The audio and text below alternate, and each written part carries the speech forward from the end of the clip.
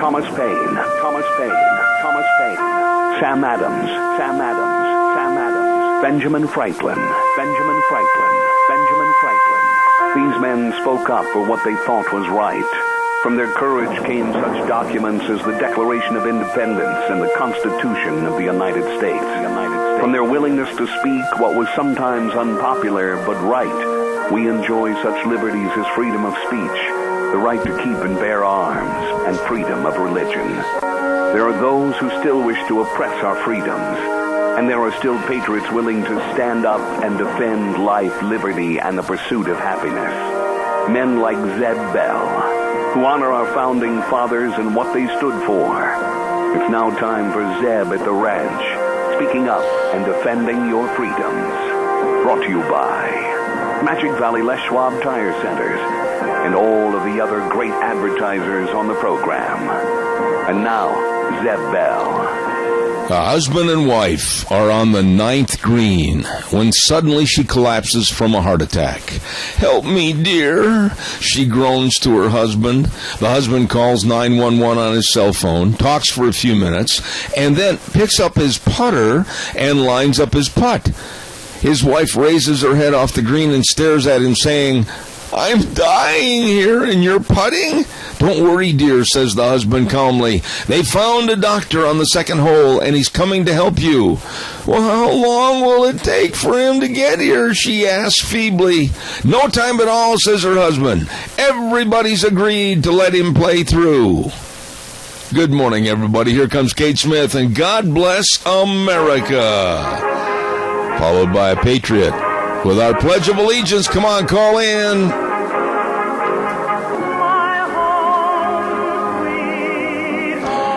Thank you very much, and welcome to Zeb at the Ranch. I'm Zeb Bell with our major sponsor, your Magic Valley Les Schwab Tire Centers, and all 7 locations serving you, along with some of our great advertisers, too, like Western Waste Services, always at your disposal. Get on the route service today. Call them at 734-6969.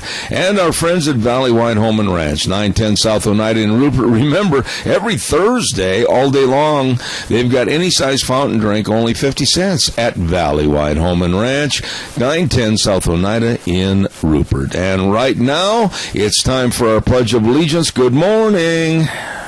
Good morning, sir. I would be honored to do the pledge. Well, not only honored, but I'm going to make you anyway. All right. I pledge allegiance to the flag of the United States of America and to the republic for which it stands, one nation, under God, indivisible, with liberty and justice for all. All right. Thank you, my dear friend. And right now, it's time for the weather, brought to you by Cheney Flooring and Home Design, 1228 Oakley Avenue in Burley. Number to call, 678-6945. Look for the blue door. They've got everything over there. And don't forget, I got to check my list here real quick. Today being Tuesdays, I got to check on what is on their special list of things that they're going to do today on Tuesday. It is Tile Tuesday. Add a modern look with the Gleam line by Emser, with a variety of metals and shapes. It's designed to give you the wow factor for your space. Tile Tuesday at, of course, Cheney Flooring and Home Design. And they're at 1228 Oakley Avenue in Burley. Look for the blue door. And right now, here's the weather. Here's your weather forecast for Zeb at the Ranch. Looks like probably to mostly sunny skies for today. Winds out of the west right around 5 miles an hour. Thankfully, it is a lot cooler than what it has been these past couple of weeks.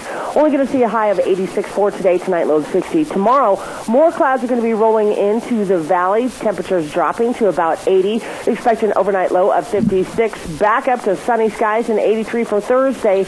And for Friday, we do have a slight chance of morning thunder bumpers, maybe some rain showers as well, and a high right near 78. That's your weather forecast for Zeb at the Ranch. All right, thank you so much. And, of course, Cheney Flooring and Home Design, our sponsor of the weather every morning when we start the program off. 1228 Oakley Avenue in Burley. Look for the blue door. Hey, by the way, too, don't forget Thursdays are sale days at the Burley Livestock Sale Yard, 1100 Occidental Avenue in Burley. With the number to call the office for your consignments or sale information, 678-9411. 678-9411. Merv May May, Cade Rogge, and Lance Udy. The sale that works for you every Thursday. Burley Livestock Sale Yard, 1100 Occidental Avenue in Burley. Let's see. I've got some birthdays, and I hope these are correct. I understand that Sunday, and we missed this yesterday because I wasn't on the air. I'll talk about that in a minute.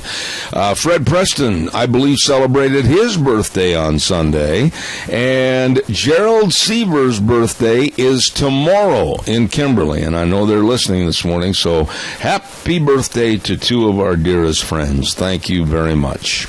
Hey, don't forget Daryl's Cleaners. And they're located at 1223 Albion Avenue in Burley. Kevin and Cindy, the whole crew, working to make sure that all your rumply crumplies come back looking brand spanking new. And I'll tell you, what a great deal to give somebody you love a gift card, and introduce them to Daryl's Cleaners, and take your clothes in there, and boy, oh boy, they look like they just came out of the catalog or the showroom floor.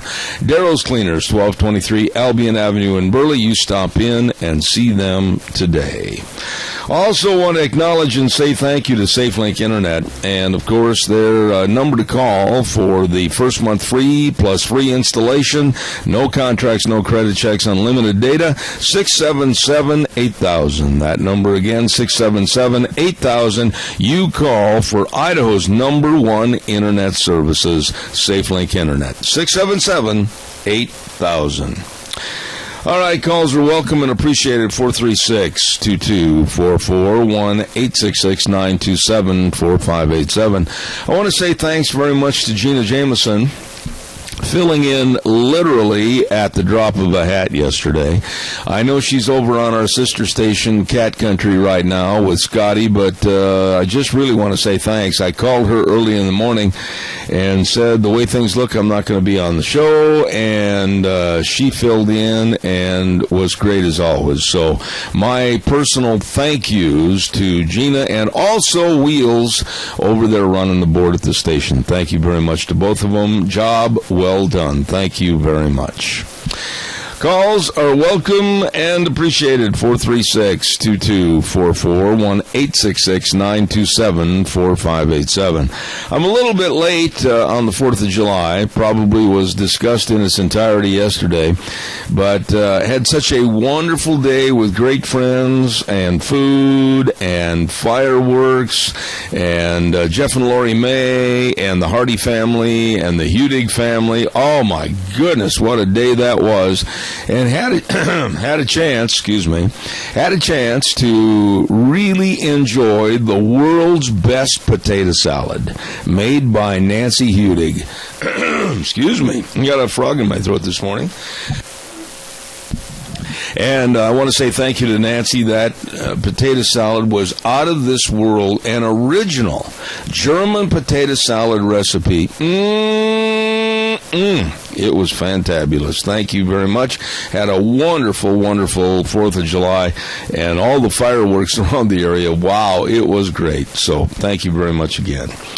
Calls are welcome, 436-2244, 1-866-927-4587. Want to say also thank you to Ramsey Heating and Electric at 2600 Overland Avenue in Burley, open 7:30 to 5 Monday through Friday. And boy, I tell you, a lot of people went in there and got those air filters for their air conditioning units. And you'd better, because we got a whole bunch of summer left. That's right. You can buy them in a case of 12 and get discount pricing. So check it out today at Ramsey Heating and Electric at 2600 Overland Avenue in Burley. Number to call ahead. They'll have everything waiting for you. 678-0459, where they provide warm winters and cool summers at Ramsey Heating and Electric. Oh, and by the way, real quick, I want to remind you about Valley Wide Home and Ranch, 910 South Oneida in Rupert. For all the 4-Hers, we are under the 11th hour right now as they get their projects ready, and they'll need all their feed and all their tools of the trade to show their animals. They'll need all their clothing, the boots, the pants, the shirts, everything. It's all there at Valley Wide Home and Ranch, 910 South Oneida in Rupert, plus all the bug spray. And boy, oh boy, are the bugs and the flies out. So stop over to Valley White Home and Ranch. And if you're a fisherman, they have got a fantastic fishing department over at Valley White. And on Thursdays, like I said, all day long, any size fountain drink for only 50 cents. Hey, cool off at Valley White Home and Ranch, 910 South Oneida in Rupert. All right, now it's time, your turn. Give us a jingle, 436-2244, 1-866-927-4587. Give me a jingle on the landline. Are you kind of sick and tired of this talk about Obama's legacy, about Obama's library, and about Obama's place in history? And is that worth all the under-the-table deals that are going on right now with Iran to get and solidify any kind of a nuclear deal with the Iranians? And then there's always this chatter with the White House spokesman, Josh Earnest, and many others. Oh, well, he's trying to solidify his place in history. Obama is trying to create a strong legacy for himself and his presidency. And he's trying to create more of what will appear in the presidential library. Who cares about Obama's legacy? Who cares about his library? Who cares about his place in history? And how pathetic is it to think his legacy would take precedence over the world's safety and security? And that's why I cringe every time I pick up a newspaper, every time I read a newspaper story about the legacy and the Iranian nuclear deal. What are your thoughts? Aren't you as disgusted as I am over the pathetic mess that this administration is getting us into with one of the superpowers of the world looming on the horizon, Iran, with the possibility of a nuclear weapon? Very, very scary.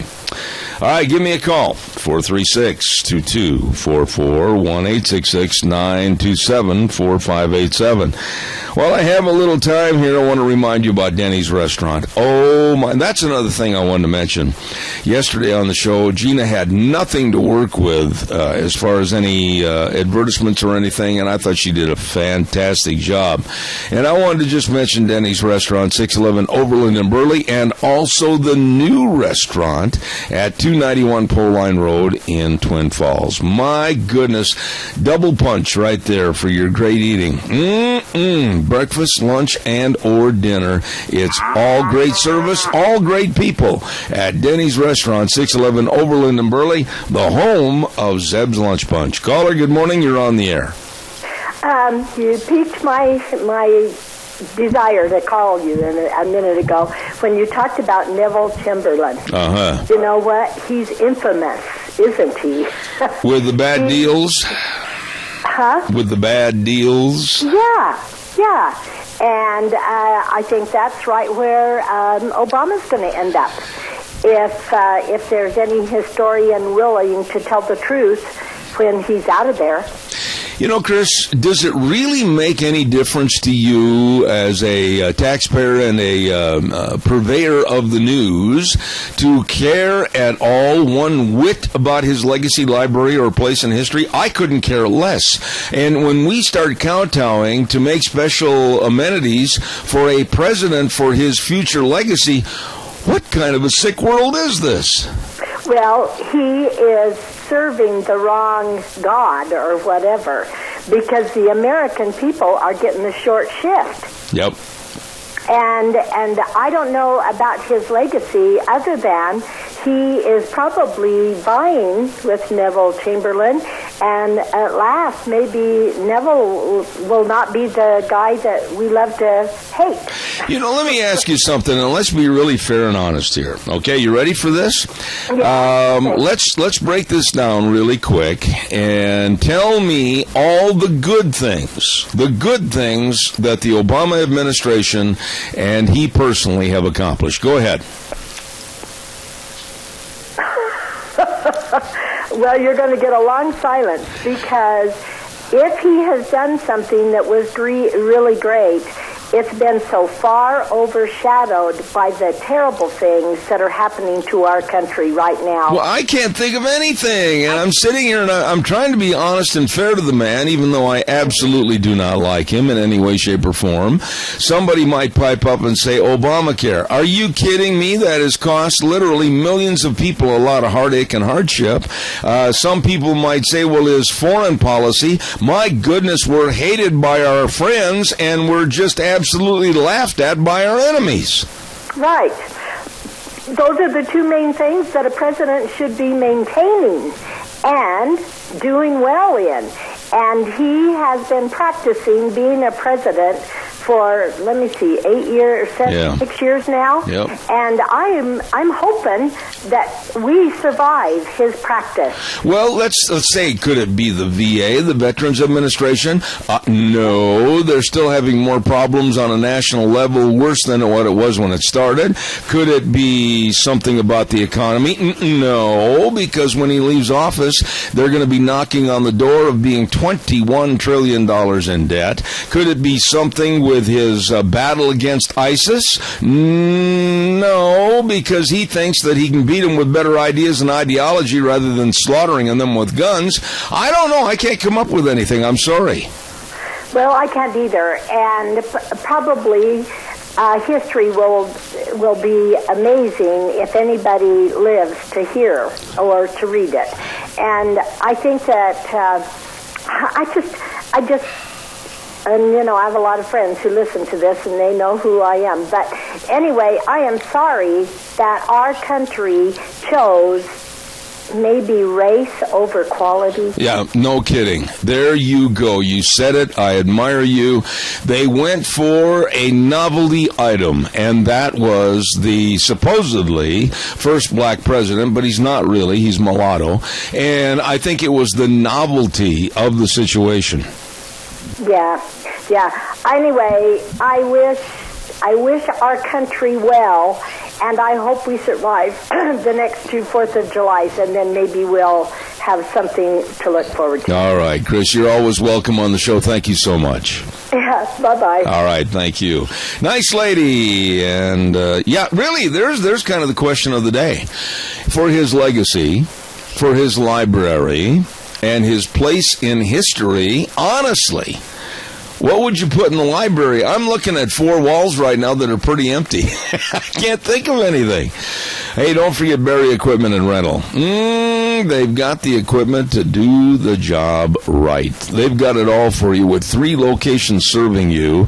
South Lincoln in Jerome and Addison Avenue West in Twin Falls and Highway 30 in Burley, 159 West Highway 30. And you've got Nick and you've got Will James. You got everybody that knows all about the equipment and can help you, whether you're leasing or buying. Berry Equipment and Rental. You stop in and see them today. As I said, 3 locations, South Lincoln and Jerome, Addison Avenue West in Twin Falls with Eli, and then over there at 159 West Highway 30 in Burley with Nick and the crew, Berry Equipment and Rental. Really, really good folks. By the way, too, we want to mention, and we'll take some more calls, BASF. And my thanks go out to Ron Ellis and BASF. And believe me, BASF committed to successful agriculture with great products like Preaxor and Preaxor controlling all the black dot in the potatoes, and also Preaxor with control of powdery mildew in the sugar beets. And find out more information, contact your field man or your crop advisor, or contact our dear friend Ron Ellis at 431-6776. The products that are serving agriculture from BASF. And Ron Ellis, 431-6776. You give them a call today. Really good folks.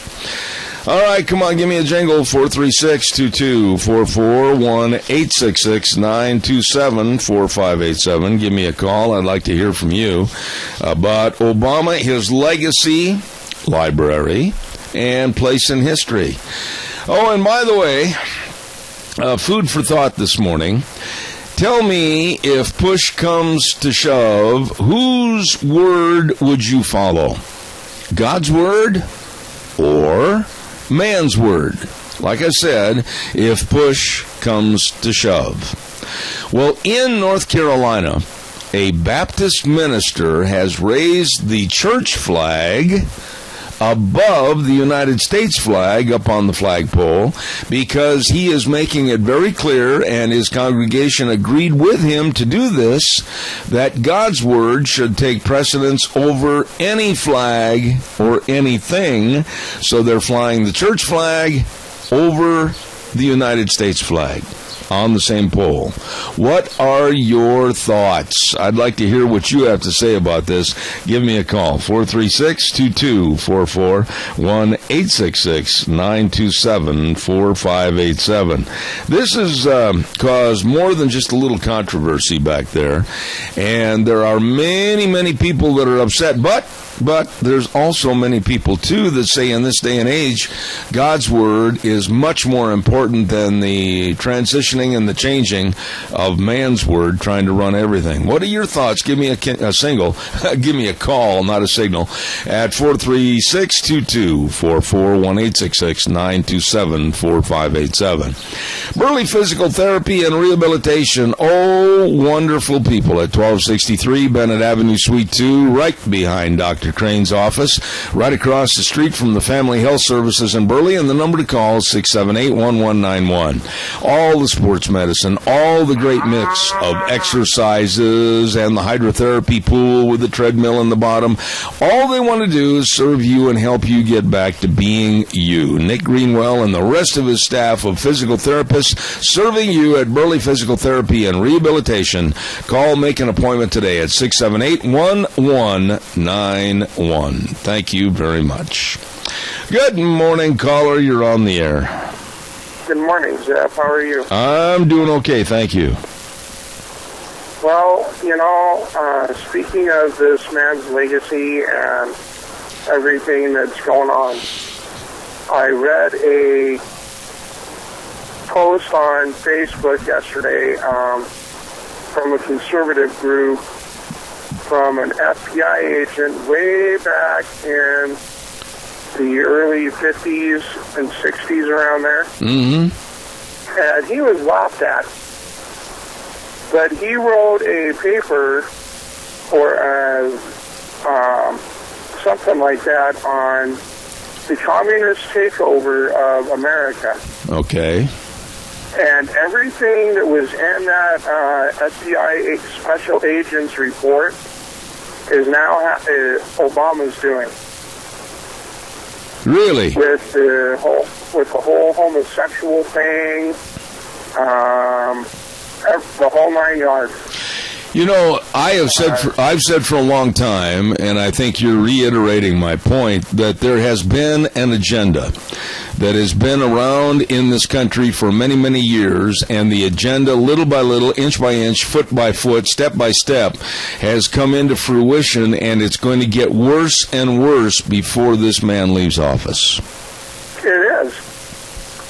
I honestly think, and I hate to say it, because I'm a Christian, but I honestly think this country is not going to survive.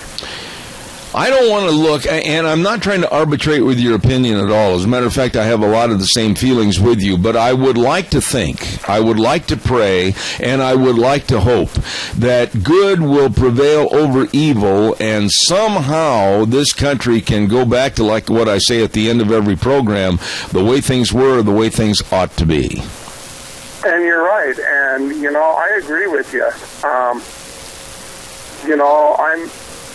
I'm LDS, and I've been seeing, even in my church, the dismantling of the family and the values that LDS people were known to have. And this communist takeover, we've let it happen. I think you're 100%. Let it happen. You're 100% right. I got to do a break at the bottom of the hour, but I just want to respond to you this way. I don't think that it is one religion. I don't think it is one denomination. I think we are all at fault, whether there are Baptists out there listening, whether there are Lutherans, whether there are Catholics, whether there are LDS. We have all let the attitude and personality in this country slip into a cesspool of filth, and it's time to dump over the barrel and start over with fresh water. If not, I agree. If not, this country's going to go down. I agree with you. You know, my dad loves John Wayne, and John Wayne once said, the communists are going to take over the world if the United States does nothing. Absolutely. He's absolutely right. I agree with you, and I do thank you for your call as always, sir. Have a great day. I got to do a break right now. Thank you so much. You're welcome. God bless you. Thank you. Right now, it's time for the Capital Press Ag Minute. I'm running a little bit late here, but I want to say that it's brought to you by Mount Harrison Audiology. I've got to get over and see Christine Pickup, Doctor of Audiology, behind the Minidoka Hospital across from the emergency room, and the number to call for a hearing screening. This is very important. Call at 312-0957, 312-0957, and discuss any concerns you may have about your hearing. Don't let it go. You call her at 312-0957. Mount Harrison Audiology and Hearing Aids. And right now, here's the Capital Press Ag Minute. Today's Ag Minute brought to you by the Capital Press, the West Ag Weekly. The Association for Unnamed Vehicle Systems International, a trade group, says agriculture could account for 80% of all commercial drone use. Agriculture use of drones is about to take off after being grounded for years by the lack of federal guidelines. The Federal Aviation Administration has approved more than 50 exemptions for farm-related operations since January. The FAA is working on rules that would allow the drones to be used regularly for businesses while maintaining certain safety and privacy standards. An FAA proposal this year would allow flight of the vehicles as long as they weigh less than 55 pounds, stay within the operator's site, among other restrictions. Operators would have to pass an FAA test. For the Capital Press Ag Minute, I am Raul Peña. For more agriculture news and information, turn to the West Ag Weekly, the Capital Press, and capitalpress.com. Oh, my goodness sakes, I'll tell you what, more men than women have hearing problems, and so therefore I urge the guys out there to get a hearing screening at Mount Harrison Audiology and Hearing Aids with Christine Pickup, Doctor of Audiology. Number to call, 312-0957. You call her today. Caller, good morning. You're on the air. Yeah, Zeb, I spent several years in the Marine Corps back in the 50s and 60s, and I was in the color guard. And in the United States, the church pennant flew above the American flag. When I was in a foreign country, you also flew the foreign flag, so it flew below the American flag, so that no other nation's flag flew higher than the United States flag. So what you're telling me, and I'm really glad that you called, that with this circumstance in North Carolina is not a new, innovative idea. No. I'd say I've been out of the service quite a few years now. I'm an older man, but I was there in the 50s and 60s, and that's why they flew the flag.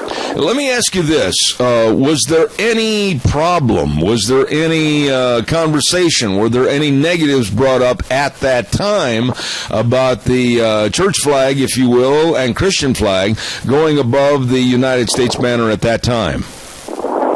No, there wasn't. At that time, everybody respected a church pennant regardless of what church it was. I see, sir. You know what? I honestly thank you for your call. Thank you for all that information. Appreciate it. You bet. God bless. Thank you, sir. You know, with that last caller, I was going to say, too, that there are activists right now, anti-Christian activists in this country, and this was sent to me last Friday morning by the Chaplain Alliance for Religious Liberty that are calling for the ouster of all chaplains from the military. Let me read this first paragraph, and then I'm going to give away some cinnamon rolls here in just a minute, so stand by. Some activists have called for the ouster ouster of chaplains from the military in the wake of the United States Supreme Court's decision on Marriage Friday. The calls specifically target chaplains who maintain a sincerely held religious belief that marriage is a sacred union of one man and one woman. So here we go. The war is on, and it's going to encompass a lot of people in a lot of different parts of our society. Now these queer activists, which they are calling for the ouster of chaplains from the military. And at a time when a veteran commits suicide every 65 minutes in this country, and 22 individuals take their lives every day, they want to take more of the professional help and counseling help away from our vets by stopping chaplains in the military. This is insane. Calls welcome, 436-2244. I'm going to give away some cinnamon rolls right now to Sophie's Chatterbox. Oh, boy, I'm telling you, Sophie's Chatterbox right there on the square in Rupert. Wow. Sophie's does a wonderful job at 530 East Street, and they have a wonderful business where you can get breakfast, lunch, and dinner, and also a bakery that's extraordinaire. Now, I'm going to ask you an easy question, and the first person that calls with the right answer this morning is going to win the cinnamon rolls. Mr. October was Reggie Jackson in the Major League Baseball circles. Stan the Man Musial. And then there was, of course, Hammerin' Hank Aaron. Those were the nicknames for some great baseball players. Who was known as the Say Hey Kid? You know the answer to that one, and you'll win a half dozen cinnamon rolls to Sophie's Chatterbox right there on the square in Rupert. Who was known as the Say Hey Kid? Give me a call, 436-2244, 1-866-927-4587. While we're waiting for your call to come in with the answer to win the cinnamon rolls, whoa, that was quick. Good morning, caller. You're on the air. Yeah, Willie Mays. Who is this? This is Dave. Dave who? Gibson. Dave Gibson. Where are you from, Dave? I live in Burley. Well, I hope you like cinnamon rolls, because Sophie's Chatterbox, all you have to do is give them a call, let them know when you're going to come over and pick up those cinnamon rolls. They'll be piping hot and fresh. Dave Gibson, you're 100% right. It was Willie Mays, the Say Hey Kid. Thanks for calling in this morning. Thank you. You betcha. God bless. Dave Gibson is the winner of our cinnamon rolls. And calls are welcome. 436-2244, 1-866-927-4587. Give me a call. We'll talk about Obama's legacy. We'll talk about the flags. We'll talk about anything you want to talk about this morning. And I also want to mention, too, about Trump. They're really coming after and nailing Donald Trump. Absolutely. Now ESPN is trying to play the cleansing agent for Donald Trump, and they canceled his golf tournament. Yep, they canceled the coverage of his golf tournament. Here is a perfect example, folks, of someone speaking out, someone going against the grain, someone standing up and speaking their mind, and oh my goodness, we can't have that. Oh no, we've got to shut them up. And in every angle, whether it's Macy's stopped selling Trump's clothing, whatever the circumstance, now ESPN is pushing back and they're canceling his golf tournament. Little by little, they're going to do all they can to throw him out of the political race. Caller, good morning. You're on the air. Go ahead, please. Morning, Jeb. Hey, yesterday there was a story on an 8-year-old boy that had his picture taken crying on a step in New York City. Have you heard that one? I had a little bit more than a busy day yesterday because I was not on the air. I had some health problems, but I did not. I'm sorry. Refresh my memory. They said that there was a photographer walking down the street in New York City, and he seen a little 8-year-old boy crying on the stoop, so he took a picture and then walked over and asked the little boy what he was crying about. The little boy said, well, I'm gay, and I'm afraid my life's not going to be worth anything. And then Hillary Clinton jumped right in the middle of that, like they usually do. I assume it was probably a staged deal. My question is, Zeb, a little 8-year-old boy, they don't like girls, so they play with boys, literally. I mean, play games. We used to play tag, everything else. Is that what society is doing to these young boys now, thinking that they're gay because they don't want to play with a girl? Well, I tell you what, you said the best words, I think. I think this was a plant. I think this was a setup. And if this little boy was an 8-year-old boy, I doubt seriously, and I'm putting a big question mark up here, and I think you agree with me. 8 years old, when your sexuality has never even been in question, you're not even exposed to what you're going to be thinking about long-term in your life. I question that somebody didn't plant that seed. I question that this wasn't a plant for the news media. I'm not going to buy into the fact that an 8-year-old kid is going to sit there on a stoop in New York City and say, "Oh, I'm gay and I can't get any help." I don't buy it for a minute. Well, that's the way I am. And isn't that what the Clintons usually do? And Obama, they plant that kind of stuff and then do that kind of thing, and I just cannot figure out why in the world they're picking on the young children, trying to determine what sexuality they're going to have at 8 years old. I think it's nothing more or less than pure child abuse. And I think whoever did this, whoever pushed this thought, should be arrested for child abuse. Well, I agree with you. I just wanted to hear your comment. I didn't realize that you was off the air yesterday. Yeah, I was off the air yesterday, and Gina filled in, and I apologize, sir. I kind of let the world and all of its news stories slip one day, so forgive me for that. I apologize. Well, I wasn't in the area anyway, so that's why I didn't know that you wasn't on the air, but you deserve as much time off as you get, Zeb, so stay fired up and keep us informed. Thanks. I appreciate it. Thank you very much. God bless you, sir. Deanne, could you get this for me, please? It's coming in on my cell phone, if you would do that for me.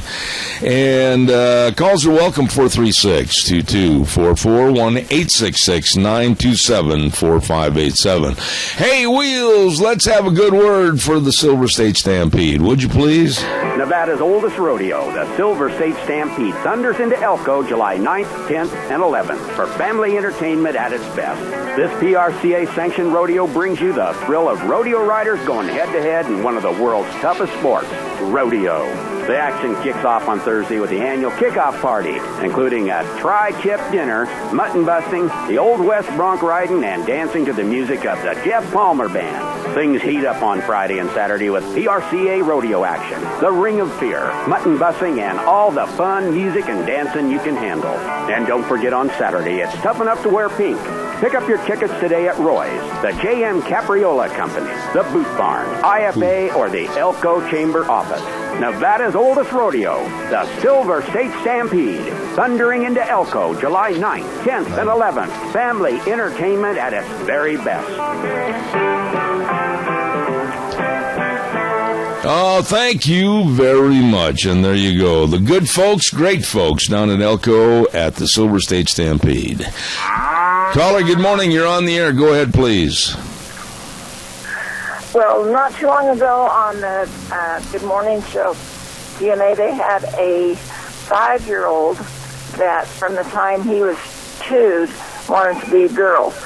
And so his parents let him change his gender, and he looked like a little girl, but he was born a boy, and he always felt like he should be a girl. Let me ask you a question. Let me ask you a question right there. Stop. What did you think when you first heard that? I think that is despicable. I think the parents should have been arrested on child abuse. I think it's absolutely causing mental harm to that child that never can be corrected. What are your thoughts? I felt the same way. I felt the 5-year-old kid, he's had to have pressure from somebody else to even think about that. Absolutely. I mean, I just think it's got to come from someone. It's not the parents. It sure has to come from somebody else, because He's not old enough to make that decision. Not only old enough to make that decision, but I remember my grandsons when they were 5 years of age. You know, there's no way in the world you're going to try to convince me, not you personally, because you're on the same side I am, but nobody's going to convince me that some little 5-year-old is going to sit there and talk about his sexuality at 5 years of age without having all this thing planted in his mind. Are you kidding me? Yeah. I mean, and that's what I thought. I thought, how can they? I thought of my grandkids. There's not one of them that would even know about things like that. I don't think that they would even know about it at 5. You know, this situation, though, ma'am, as you well are aware, is going to grow like a cancer. And right now, with the gay, lesbian, and transgender movement in this country, they're going to do anything. Underline that word, anything, and keep this in mind. They're going to do anything to make their perverted lifestyle appear normal.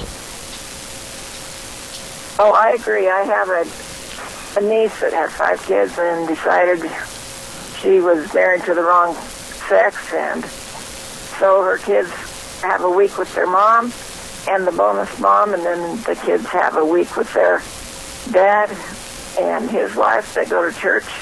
Those kids are going to be mixed up. Which way am I supposed to go? Absolutely. Hey, thank you very much for your call this morning, and I hope you have a wonderful day. Thank you so much. You too. All right. Nice lady right there. Thank you very much. We've got to do the weather, and then I'll take some more of your calls. My goodness sakes, the weather forecast brought to you by Mad River Laser. Oh, my goodness sakes. They just celebrated their anniversary, sales going on, and I'll tell you what, they've got all kinds of things over there. As a matter of fact, I got to get a hold of Nicole, and I understand this is going to go all the way through July 18th. It's their anniversary, and they're giving away an engraved barbecue set, actually 2 of them. So stop by Mad River Laser and sign up. I'm going to go over. You should too. 502 East Street in Rupert. Number to call, 436-2293. And they've got all their T-shirts are 2 for $20. Your own design. Hey, stop in today. These are wonderful people at Mad River Laser. And they've been 8 years in business, so please support Mad River Laser, 502 East Street in Rupert. And right now, here is the weather. Here's your weather forecast for Zebit the Ranch. Looks like probably to mostly sunny skies for today. Winds out of the west right around 5 miles an hour. Thankfully, it is a lot cooler than what it has been these past couple of weeks. Only going to see a high of 86 for today. Tonight, low of 60. Tomorrow, more clouds are going to be rolling into the valley. Temperatures dropping to about 80. Expect an overnight low of 56. Back up to sunny skies and 83 for Thursday. And for Friday, we do have a slight chance of morning thunder bumpers, maybe some rain showers as well, and a high right near 78. That's your weather forecast for Zebit the Ranch. Thank you very much. Wonderful forecast, Gene. Appreciate it. And brought to you by Mad River Laser at 502 East Street in Rupert. Having their big anniversary sale. You stop over and see them today. All right, give me a call, 436-2244, 1-866-927-4587. I know, there's going to be somebody out in the audience and say, oh, are you a child psychologist? No, I'm not. No, I'm not, never pretended to be. But you know as well as I do that there are plants, and I mean plants like pushed into the forefront in our society, and there's no way in the world that that little 5-year-old had thought about things like that unless they weren't given that information by older adults, if you want to use that term loosely, and have absolutely spoiled and stained that young person's mind. How despicable. 436-2244, 1-866-927-4587. Give me a call. Appreciate it. And we'll talk about anything you want for the remainder of this hour. Let's see. We talked about the food for thought with the North Carolina Baptist minister with the flag over top of the United States flag. I think that's worthy of a little bit more conversation here this morning. Because little by little, as I was reading this Chaplain Alliance for Religious Liberty, They are trying to get rid of chaplains in the military. And I was reading a story by Chaplain Colonel Ron Cruz, USA retired, executive director of the Chaplain Alliance for Religious Liberty, said, many of our brave men and women in uniform want and need spiritual guidance to do their jobs. That's why George Washington instituted the military chaplaincy at the outset of this country. Caller, good morning. You're on the air. Could I interrupt this for an important message? What's that, Keith? There's all kinds of rumors floating around about something about a lawnmower or something like that. Is there anything you can tell about why Zeb Bell was not on the radio yesterday? No, I'm not going to get into it in its entirety, Keith. I suffered an injury on Sunday, and it's been an injury that's going to cause a lot of problems for the future if I don't take care of it. And the problem is I don't know how I'm going to take care of it, and I'm not going to get into it. But I appreciate Gina and everybody filling in for me at the drop of a hat. Well, and I'm not trying to make fun of you or anything. I'd just like to know, how serious it is and how it happened, that sort of thing. Well, I'll just come out and say this, and I don't want a bunch of crybaby attitudes about me, but I broke my hip. That's about as plain and simple as I can say. I fractured my hip, and with the other problems I had in the past, it's going to be really hard to repair it as it is now, and I'm just going to let it go at that. Well, thank you for informing us of it. If there's something I can do for you, I'd love to. No, I tell you what, just having you as a friend's all I need. I appreciate it, but I don't want to waste a bunch of program time on that. So, God bless you, Keith. Thank you so much. Have a good day. All right, sir. God bless. Caller, good morning. You're on the air. Yeah, Sam, we'll change the subject a little bit. Our judicial system has gone to pot. I was reading in the papers here last week about this murder, this Carrez that shot this guy over in Hilburn 5 times in the back. Yep. And then turned the gun on the other guy. It happened to be he was out of bullets, or he would have been dead too. He was sentenced to 18 to 40 years with chance of parole. He should have been put to death. You know, Fred, when you start talking about our judicial system, that at one time was the best and looked up to from every other country in the world, right now it's being made a mockery of by a judicial system that doesn't adhere to the principles of the just and the honest versus the criminal element. And I am sick and tired of hearing and reading about people that are out on the streets with little political correctness changes in their sentencing, thanks to judges that are so lenient. And I adhere to the old Judge Roy Bean spirit in the Texas in the old days. Try them in the morning, hang them at night. Yeah, and here's another one. This one really chills me. This is a burly guy, 22-year-old, Michael Carnes. He injured a 5-month-old child, baby. Yeah. To where he went blind. He's out on probation. Yeah. We put to death for it. I absolutely should never have been a judge, because I'll guarantee you that my sentencing for that person would have been that they live in darkness for the rest of their life, because that's exactly what that person did to that baby, created that baby's problem so that they will live in darkness for the rest of his life. So that man would have never seen the light of day. That's the way I am. Hey, by the way... That's all I got to say. Well... that was them eating on me, so I thought I'd pass it on to you. Fred, you're a dear, dear friend. God bless you. Happy birthday, and call me again, old buddy. I appreciate it. Thank you. You can bank on it. All right, thank you, sir. There's a good guy right there. One of the good guys, Fred Preston. Thank you very much. Hey, don't forget your Magic Valley Les Schwab Tire Centers. Oh, boy, with the best tire value promise in the industry. And they've got tires like the Strategy tire, year-round traction, 60,000-mile warranty, and you better check it out for your vehicle today. And don't forget, too, the best in brake service. Professionally trained technicians, free brake inspections and estimates, premium quality parts. Oh, boy, they can do the job for you at your Magic Valley Les Schwab Tire Centers. Stop in and see any one of the 7, Lane and Rupert, Dave on Blue Lakes and Twin, Mike and Buell, Mike and Jerome, the Twist family in Paul, John on Poline in Twin Falls, and Randy on Overland in Burley. Your Magic Valley Les Schwab Tire Centers. The best. We've got Frosty Woolridge coming up in just a few minutes after the CBS News. And then we've got Doug Sackelbon. I hope I said his name correctly at 9:30. We're going to be talking about education in this country. And unfortunately, Doug's only got about 10-15 minutes to spend with us.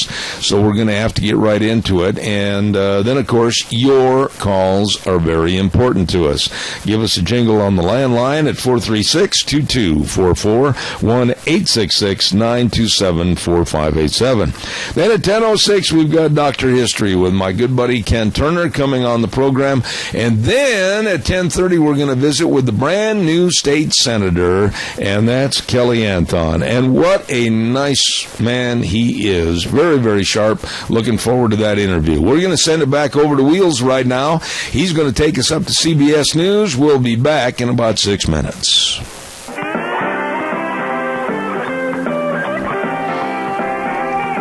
Welcome back, Zeb at the Ranch. I'm Zeb Bell with our major sponsor, your Magic Valley Les Schwab Tire Centers, all 7 locations serving you. Thank you very much for all you do, and including our great friends at Valley White Home and Ranch, 910 South Oneida in Rupert. Everything for the farm, the home, and the ranch. Stop in and see them today at Valley White Home and Ranch in Rupert. And our friends at Western Waste Services.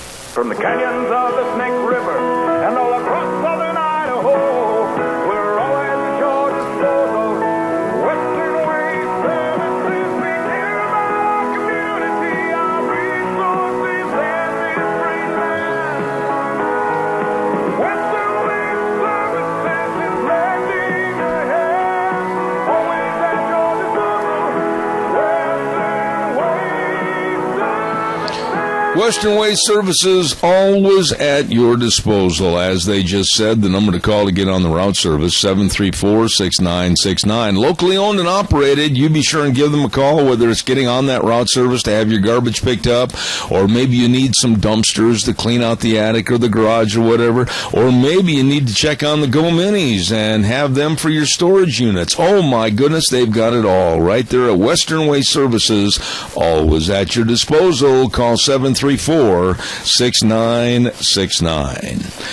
And let's not forget, too, as I just juggled all my papers into one great big mess. Thank you very much, Zeb. Way to go.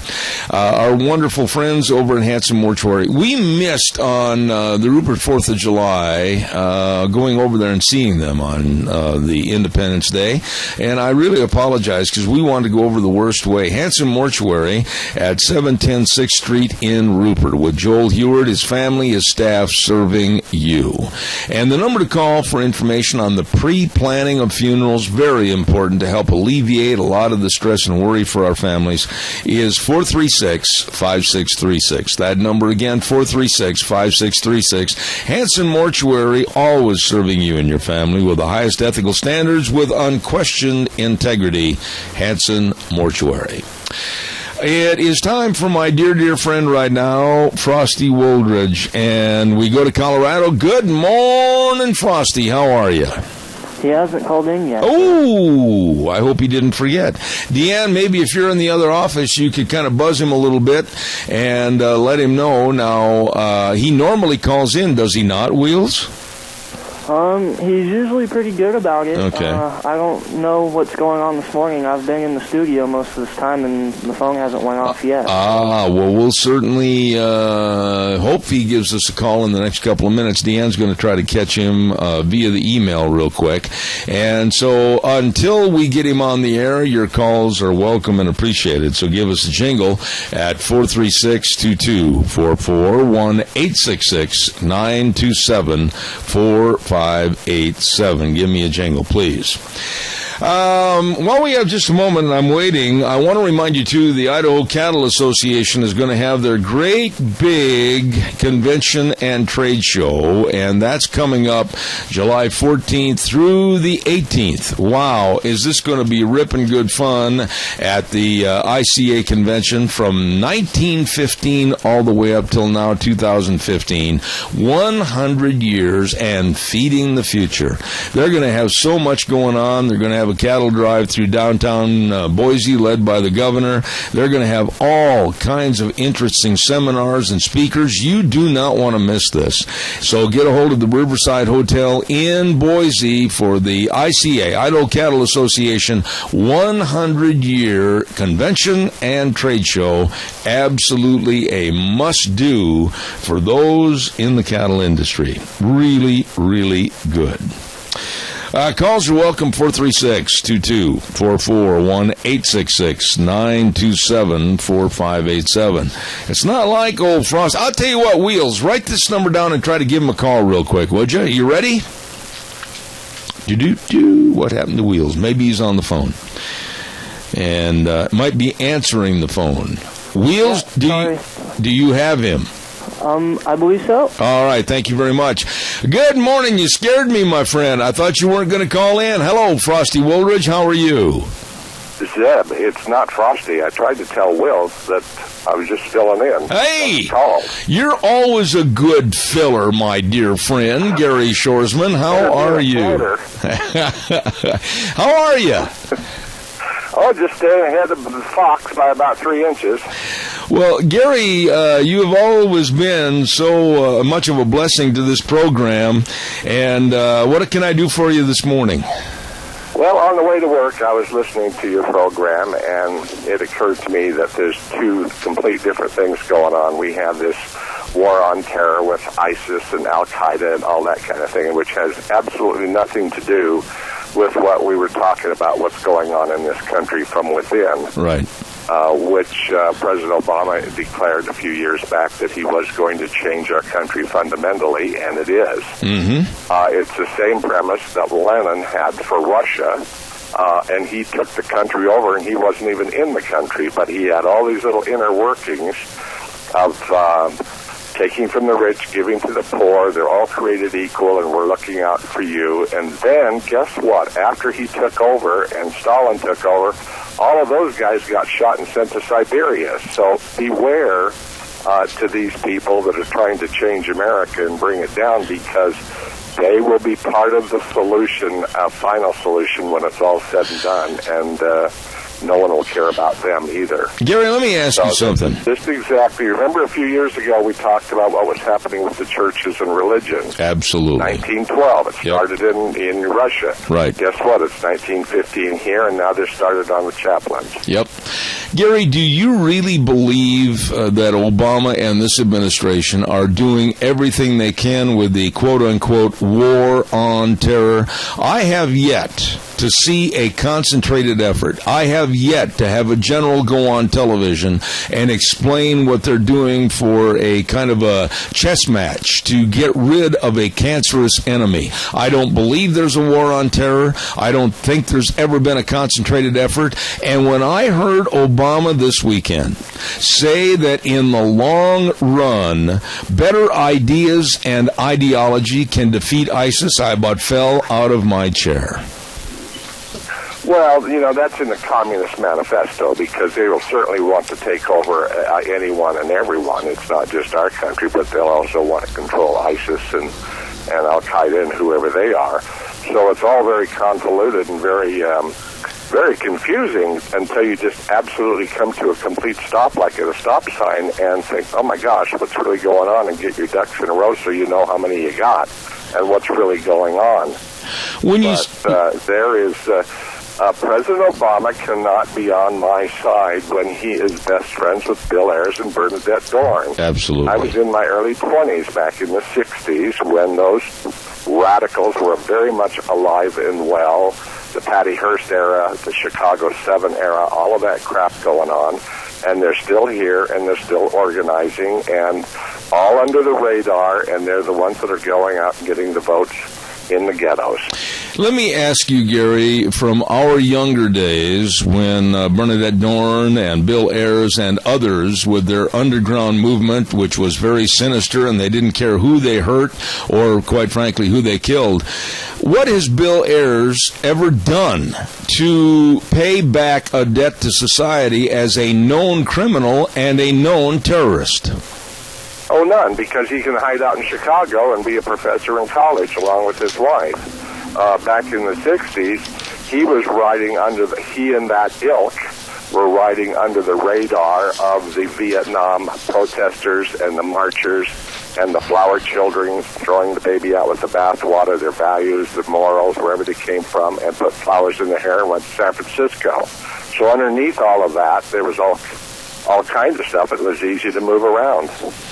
You know, I would like to ask you, I mentioned this the first hour, and you as a noted historian, you've done a lot of study on this, but when we have a president that is so narcissistic and he's more concerned about a legacy, he's more concerned about what's going to be in his own presidential library, and he's more concerned about his place in history, more so than what is going on over the negotiating table with Iran and a nuke deal that could hold the world hostage, what kind of a man is this?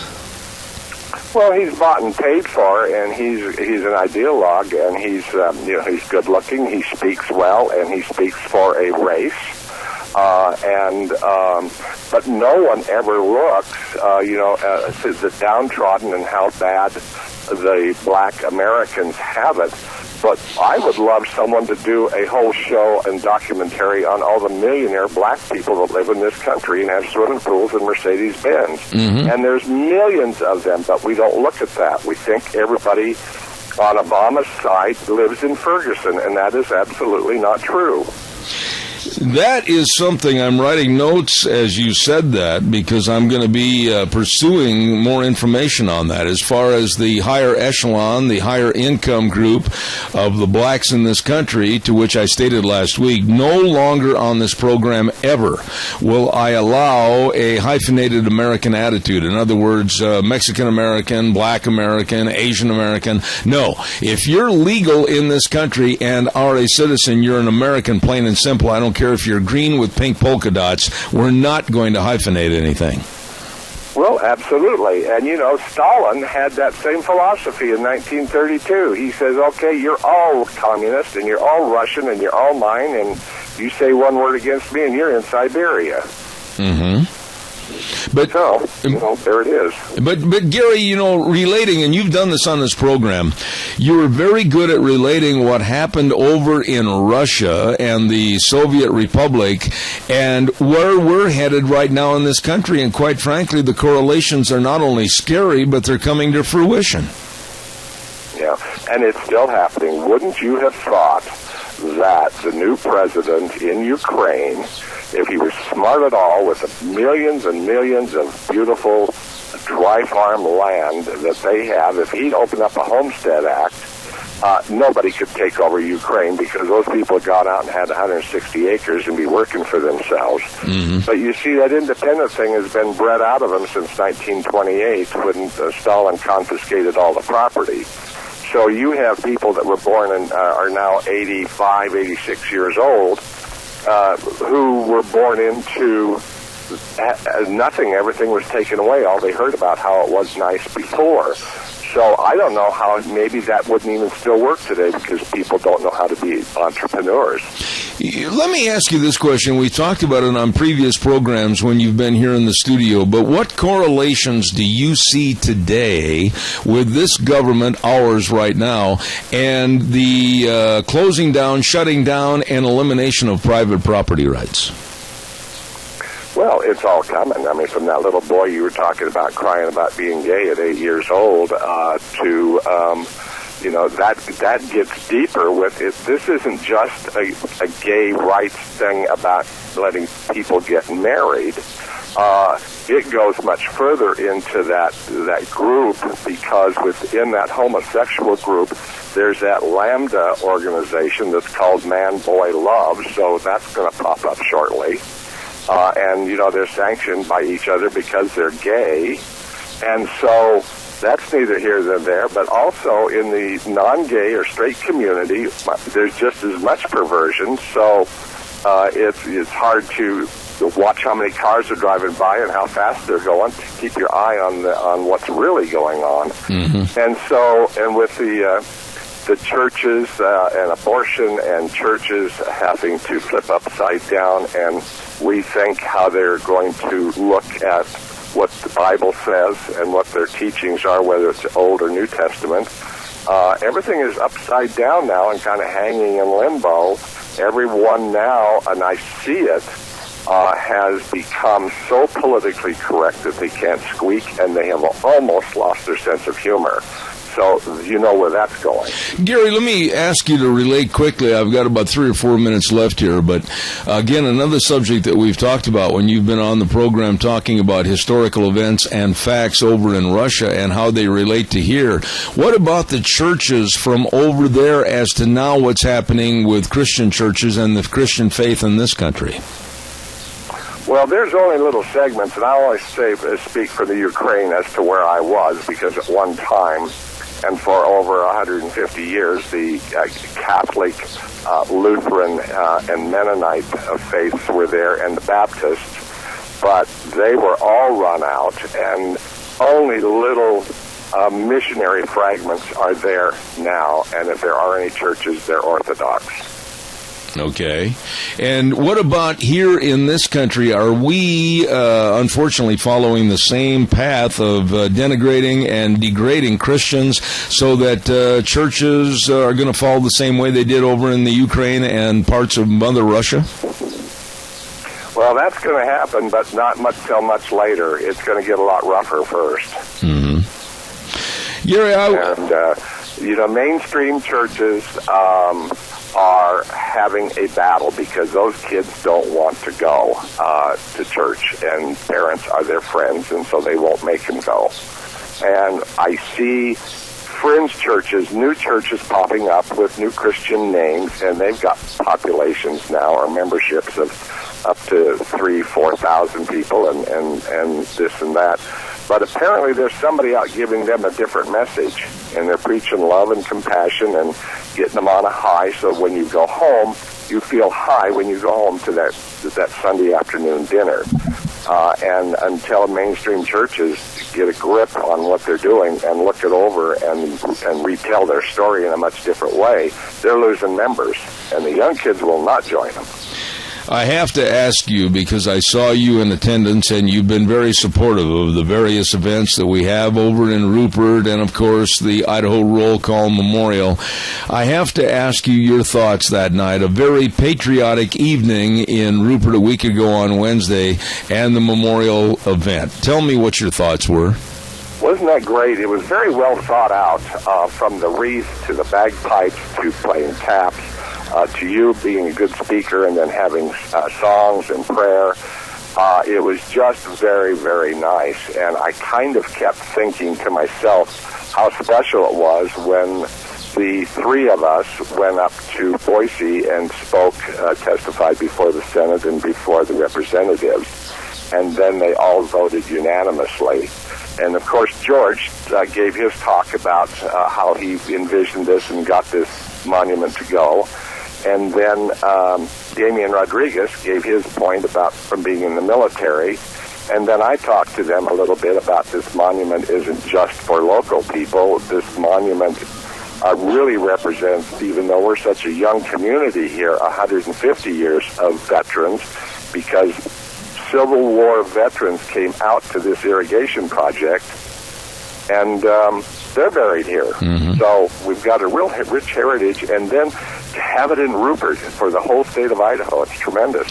You know, the one thing that really got to me, and I didn't have a chance to share this with you that night, but I think we were both on the same wavelength, was when we started the event and we started the introductions, we started the speaking, and then all of a sudden the motorcyclists showed up, and very quiet, very subdued, but then when they raced those engines, the pride and the rumbling and our flag blowing in the breeze, oh my, that really set the tone for patriotism on that evening. There was no devil in that moment. It was great. Absolutely. Gary, you know you're always welcome on this program anytime, and yes, I'm going to put it down that you saved my bacon for this half hour. God bless you, my dear friend, and call back again. All right, thanks. Thank you so much. There's a man that I absolutely have the highest regard for, Gary Shoresman, and a great author, has written many, many books about this area, the historical value of towns around this area, the water situation, etc. And, wow, I mean, he's just really a real pleasure to have on our program. I don't know what happened to Frosty. I don't know. It was my day to watch him. But anyway, normally he's really good. I hope nothing serious happened that he didn't call in, but I'll try to reach him after the program and try to reschedule, because we did have quite a few subjects to talk about this morning. Frosty Woolridge normally on the program, but this morning we thank Gary Shoresman. Thank you very much. Oakley Vigilantes are presenting Oakley Pioneer Days. Oh, wow. This is really going to be something, July 14th through the 18th, and it's a theme, Turning Our Hearts to Our Fathers. Now, on the 14th and 15th, they're going to have two, not one, but two big nights of the four-cylinder car race, the Bump and Rub. Oh, man, they really have hit a home run with this one. Everybody looks forward to it. And then on Thursday, July 16th at 6 p.m., the Gymkhana. And then on Friday and Saturday, the 17th and 18th, the rodeo. And all kinds of other filling events during the day, like basketball tournaments, volleyball tournaments, entertainment in the park. Oh my goodness, it just goes on. And then a great big Pioneer Day parade on the 18th, and that's going to be at 5 p.m. All of this and more at Oakley Pioneer Days for this year, July 14th through the 18th, with the theme, Turning Our Hearts to Our Fathers. Calls are welcome, 436-2244, 1-866-927-4587. You know, the flies are coming in. Are they bad over at your place? They have been coming in here this morning, and it's that time again. I got to break out my trusty fly swatter. Don't forget Let's Ride. Highway 24 between Rupert and Heyburn. Definitely where the fun is sold. Where the fun is sold. All the watercraft over there, my goodness sakes, if you want to have fun on the river, fun at the lake, fun in the puddle, you can get the watercraft, and they've got all kinds, different sizes, all kinds of fun waiting for you at Let's Ride. Need a brand new four-wheeler ATV? What a selection they have over there to get up in the hills and enjoy all of the best nature in Idaho. It's beautiful up there. And don't forget to stop over, too. They've got a super service department. They know what they are doing. At Let's Ride, Highway 24 between Rupert and Heyburn. Yep, that is where the fun is sold. Also, real quick, I want to remind you, if you're over in that area of Highway 24, be sure and stop into Cameron and Siemens Insurance. Give them a call first, make an appointment, and they'll have everything ready for you to talk about your life insurance, health insurance, retirement planning, employee benefits, all of this and much, much more, with the professionals serving you at Cameron and Siemens Insurance. Again, Highway 24 in Rupert, real easy to find, real easy to get to, and the number to make an appointment, 436-4424. 436-4424, Cameron and Siemens Insurance. By the way, Wheels, I didn't get a chance to say thank you for all your excellent work yesterday while I was gone. You and Gina, You're welcome. You did a great job according to everybody that I've talked to. Thank you very, very much. You're there? Oh, yeah, I said you're welcome, sir. Yeah, I thought you were just looking at the microphone and you thought, well, we'll just leave him hang. No, right when you said thank you, I was like, you're welcome, Zeb. Well, I appreciate I it. should speak up more. It's a team of people that help put this program all together, and we appreciate it. Hey, let's have a good word for the Silver State Stampede. Nevada's oldest rodeo, the Silver State Stampede, thunders into Elko July 9th, 10th, and 11th for family entertainment at its best. This PRCA-sanctioned rodeo brings you the thrill of rodeo riders going head-to-head in one of the world's toughest sports, rodeo. The action kicks off on Thursday with the annual kickoff party, including a tri-tip dinner, mutton busting, the Old West bronc riding, and dancing to the music of the Jeff Palmer Band. Things heat up on Friday and Saturday with PRCA rodeo action, the Ring of Fear, mutton busing, and all the fun, music, and dancing you can handle. And don't forget on Saturday, it's tough enough to wear pink. Pick up your tickets today at Roy's, the J.M. Capriola Company, the Boot Barn, IFA, or the Elko Chamber Office. Nevada's oldest rodeo, the Silver State Stampede, thundering into Elko July 9th, 10th, and 11th. Family entertainment at its very best. I'll tell you, they're going to have fun times at the Silver State Stampede in Elko, Nevada. Really good folks. We're going to get ready in just a moment to have a gentleman, and I know I'm probably going to save his name wrong, but I'm going to try it right now. Doug Sattelben, I think is how he pronounces it, but we're going to check. Wheels, is he on the phone right now and ready to go? He is. Well, I'm just going to say good morning to Doug. How are you, my friend? Good morning, Zeb. I'm doing great. How about yourself? Well, I'm going to try it again. Now, you tell me how close I was. Sattelben, is that pretty close? That's actually pretty good. Yeah, the T ends up being silent, so Sackleben, but that was really good. Oh, my goodness, Sackleben. Now, what nationality is that?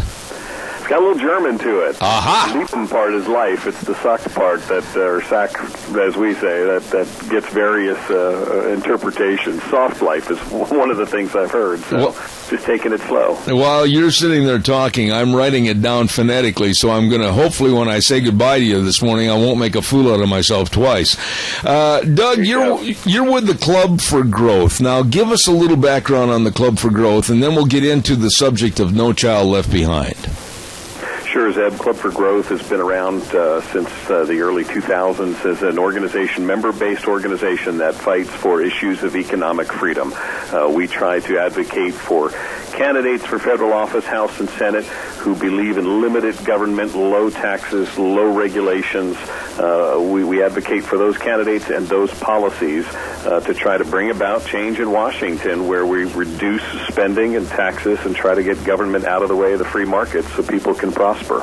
What is going on right now with the reorganization, reauthorization, or the bringing back to life, Lord help us all, about the No Child Left Behind?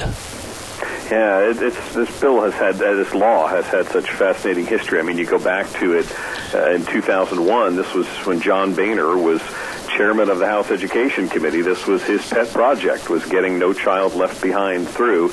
And it seems like since then, we've been trying to unwind this federal power grab. It just took a top-down approach to education funding with standards and requirements set at the federal level on the kind of the carrot and the stick approach that the federal government so often does, where we'll give you money, but you've got to do it this way. And so that was pushed through, ultimately signed into law in 2002, and it's just been this process of trying to unwind what the administration, and particularly now we've seen the Obama administration do in terms of this kind of power grab. So the move this week is to reauthorize it here in Washington. It's come upon its expiration, and so the reauthorization bills are in the Senate and the House. And really the only hope for this is enough amendments that would devolve power from Washington back to the states. That's fundamentally where we think it belongs. Who really, Doug, is behind this movement of kind of reinventing the wheel with No Child Left Behind? Who's the big advocate? What's the big group behind it? That's a hard one to say in the sense that it's the education community in some sense, although a lot of teachers will tell you that it just promotes this mindset of having to teach to a test. But it is more so big government, Washington-type bureaucrats who believe that Washington knows best on this kind of idea, that when it comes to setting standards, instead of letting your local school board in your district make the call on what's an effective standard for students to learn, the idea is we're smarter than you are, the bureaucrats here in D.C., and so they've got to set those and then force the states to follow suit. Is it fair to say that, and from a real amateur looking in the professional window, you being the professional, me being the amateur, but is it fair to say that the resurgence of No Child Left Behind is just another way to control education on a national, federal level? Absolutely. I think you're right, Zeb, and I think what those who want this kind of control see is a growing movement by conservatives of voicing that the ideal situation here is to get rid of the Department of Education and send this priority back to the states. And so your local property taxes and your local school board and local people who are accountable are making those decisions. And seeing that sort of opposition grow, I think there's a real strong desire to make sure that No Child Left Behind is reauthorized and kept in place so that the federal government keeps its hands and stays in business on this. Doug, how does this, with the resurgence of No Child Left Behind, how does that compare or hurt, help, whatever, the movement for Common Core? I think it's sort of railroad tracks sort of running parallel in the sense that I think as more and more people have looked at Common Core, I think there's a genuine sense by parents, educators alike to say, we need standards that the kids can, be challenged with, that there's certain levels of accountability for those in teaching and in the education system. But it's the question that both Common Core and No Child Left Behind said of who dictates those standards and at what level is funding tied to those standards.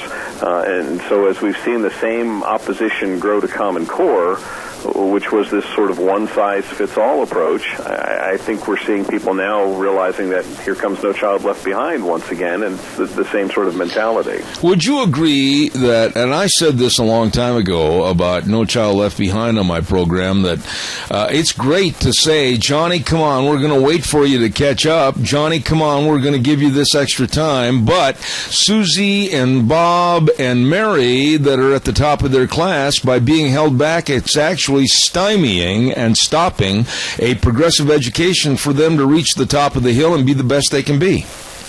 Right. And when the district is bound to certain standards in order to get the money, that's what they end up almost having to do. And I think you're right, and I think that speaks for a lot of teachers in the classroom who sense that same frustration that we've got to get everybody to the level of whatever the standardized test is. Yep. What about the fact, and I was reading the cheat sheet on this interview for this segment, and I just think that with the passage possibly of No Child Left Behind and the acceptance possibly of Common Core, parents really are going to lose all touch with their children's education as far as whether they want to choose a public, private school or a religious school, or one subject that I really would like you to talk on, homeschooling. Well, and the Club for Growth has been strong advocates of vouchers as widespread as possible, whether that be exactly what you said, if you want to find the best public school, then fine, but if you want to go to a parochial school, private school, or use that for homeschool, you can use those funds as you see best for your child's education. And we would argue strongly in support of that, and these standards just the so-called standards and No Child Left Behind make that much more difficult, and they keep, and we're seeing there's some good amendments that could come up in this process that could say let's send more of this money. There's an A+ program amendment and other ideas like it that would say send more money back to the states and let them manage it locally, and where states want to do voucher programs, then you allow for that. But unless it's amended that way, we're going to end up with the same deal that's going to make it very difficult. When you look at the candidates, Doug, and I don't know if you want to comment on this or not, but when you look at the candidates both on the Republican side, and then, of course, it's rather lopsided on the Democrats with Hillary and her very government-controlled approach to everything, what are your thoughts as far as whoever gets the presidency, will this thing change for the better? You know, I think it's possible. We've seen the Club for Growth does what's called our white paper research. We look at the policies of the candidates, the major candidates on some of these issues, mostly economic issues, taxes, regulations, but one of those issues is school choice and where they've spoken on that and where they've legislated on it. And we've certainly seen on the Republican side some strong advocates for getting funding back to vouchers. Marco Rubio, Rand Paul, Ted Cruz have all been really good on that. So there is the potential, and frankly, Governor Bush, even though he's, it's hard to say where he's at and that he's moved so to Common Core, but at the time he was governor in Florida, was a strong advocate for vouchers. Governor Jindal has done a fabulous job with vouchers in Louisiana. So there's the potential there for some strong candidates who have feelings of wanting to get this money back in closer to the hands of parents, right, where that decision should be made. I don't think we see anybody on the Democrat side that's even willing to consider that. We have a caller with a quick question. Go ahead, caller, fast, if you would, please. Go ahead. Yes, have you make a comment on what our high school graduating seniors can do on the GED test. My son took the high school equivalency test, and he says, Dad, I know less than half of the high school kids could be able to pass the GED test. Why is it so much stronger for the ones that have to take the GED? Zeb, I don't know if you're talking about... Wheels, over at the station. Wheels, you've got to turn that up. Caller, stay on the line. Wheels, you've got to turn it up so that the caller can hear in a three-way conversation. So please, caller, repeat that question one more time. I would appreciate it. Have you make a comment on how much more extensive the GED and the high school equivalency is than the high school requirements to graduate from high school in Idaho. My son took it, and he said that he took the high school equivalency. He said less than half of the high school kids could ever pass that. He knows for sure. All right, I'll have him answer that. Doug, did you hear at that time? Well, and that's a good demonstration of what can happen at the state level, as opposed to that mentality that says we in the Beltway here know best. Clearly, Idaho has set a high bar for that standard, and they know what their students should get to get that equivalency. And to me, that's a good example of what we need to see more of. We have seen over the years with this administration a very, very left approach with Arne Duncan and others. But what is it going to take to put education back on the right track? I mean, it's going to take some leadership, which we haven't had, but it's also going to take some innovative ideas, more so than what we're seeing with No Child Left Behind and also Common Core. What are your thoughts as to how we can turn this thing around, whether it's Hawaii, Idaho, Arkansas, or Florida? How are we going to get education back as a strong point for American schools? Yeah, Zeb, I mean, I probably in some sense sound like a broken record, but the Club for Growth advocacy on this is just get it out of federal hands. Get it as local as possible, where people who know the students and the local environment know best, and keep the funding there as much as possible. The same thing, we could get into a whole other discussion on the Highway Trust Fund and the money that... The typical process here is let Washington grab as much money as it can and then decide how to distribute it, and always take a cut off the top for the bureaucracy here.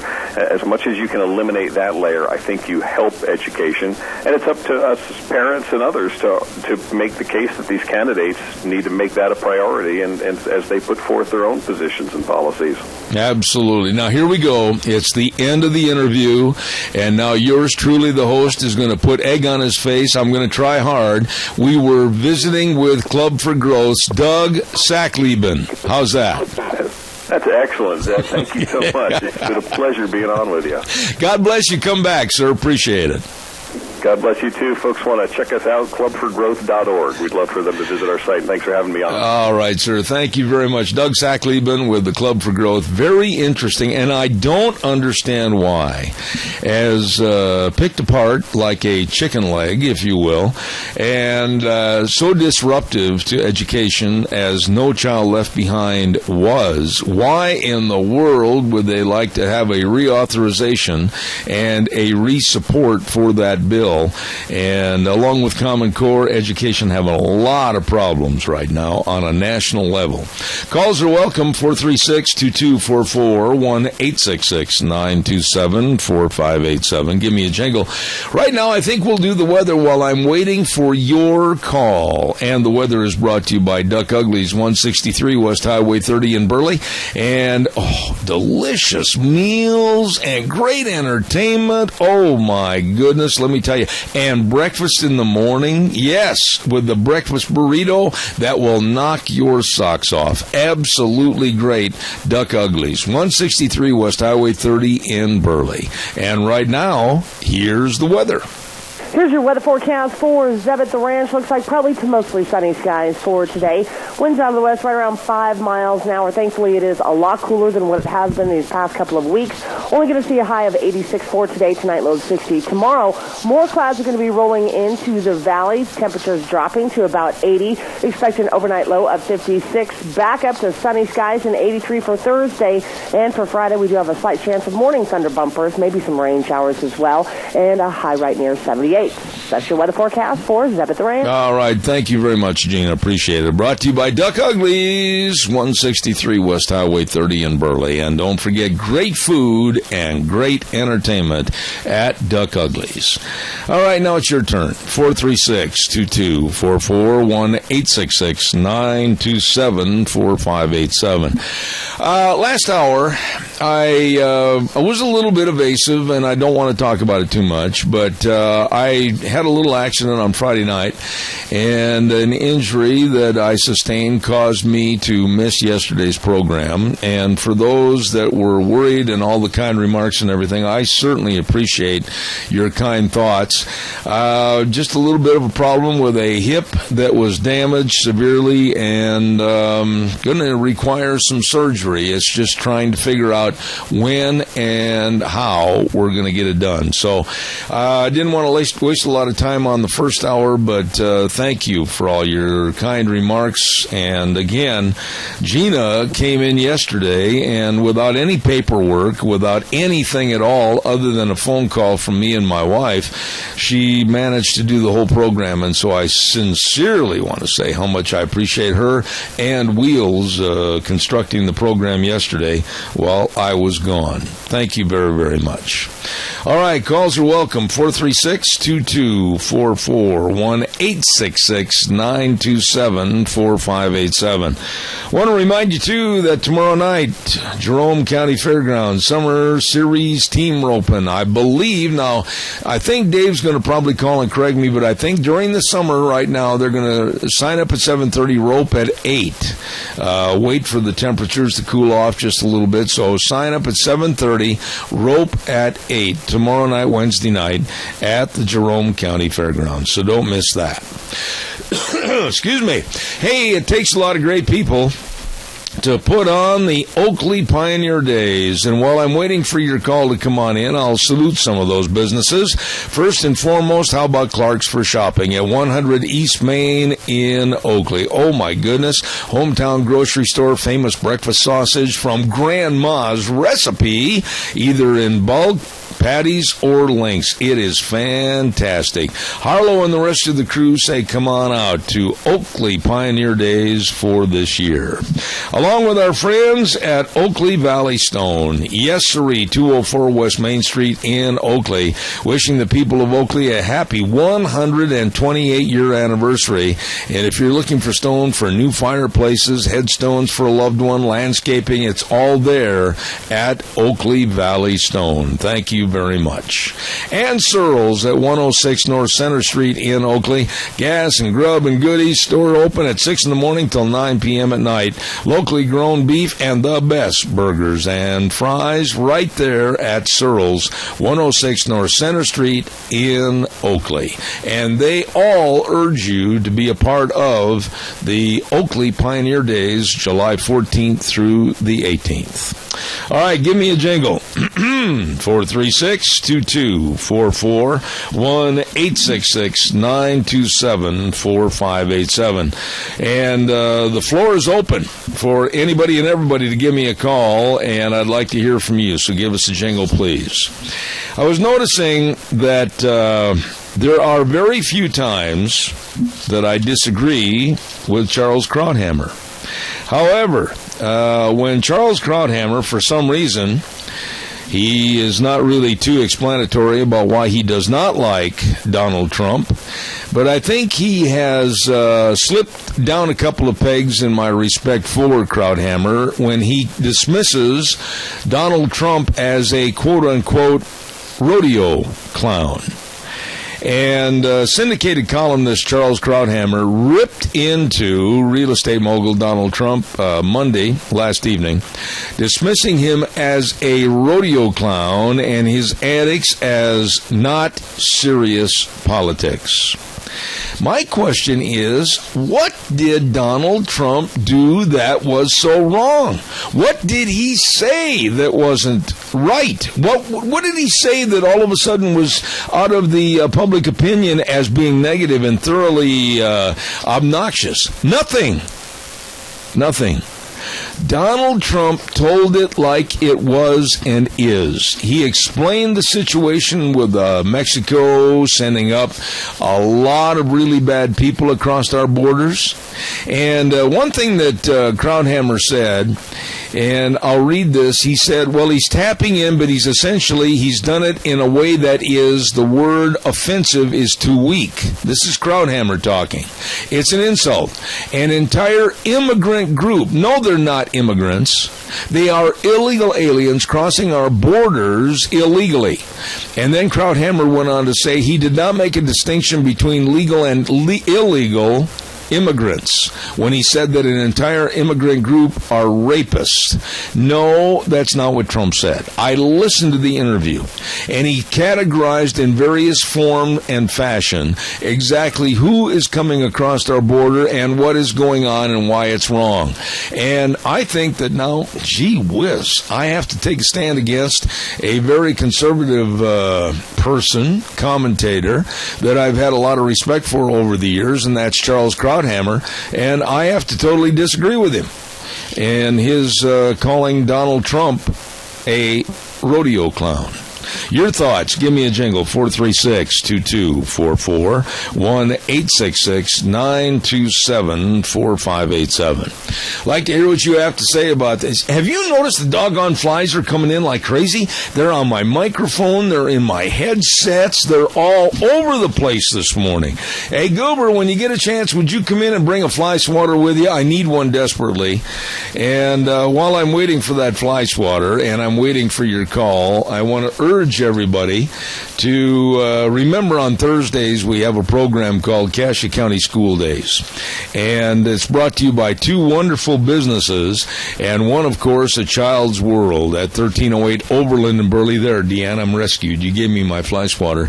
And Child's World, 1308 Overland in Burley, and they've got everything for all the babies and the toddlers. They've got all the summer dresses on sale, all the play clothes, everything, games for the family to keep the kids busy in the back seat when you're traveling all over the country.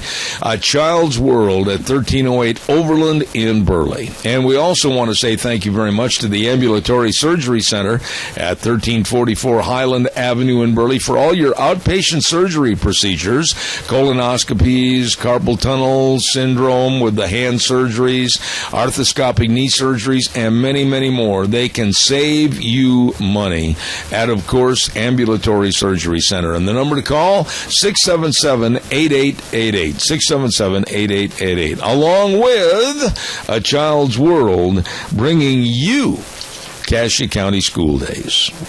All right, did you hear that fly? He lands on the microphone. You can hear him buzzing right now. They're all over the place this morning. Good heavens. Give us a jingle on the landline, 436-2244, 1-866-927-4587. Wheels, what did you do for the 4th of July this year? Did you do anything special? Did you go to the fireworks shows? Did you go swimming? What'd you do? Actually, I kind of kept it original and just hung out with the family. Oh, really? Yeah. Homemade ice cream? No, we don't make homemade ice cream. Oh. I wish so. Okay, well, I'll let you answer that phone, and we'll get that caller on the air, and then we'll talk more about there's nothing better than homemade ice cream. And we even had our own little fireworks display here in my yard this year. We're going to keep on the tradition. Yours truly only burned his hands about 3 or 4 different times. And we're going to have the neighborhood up next year for more fireworks. Good morning, caller. You're on the air.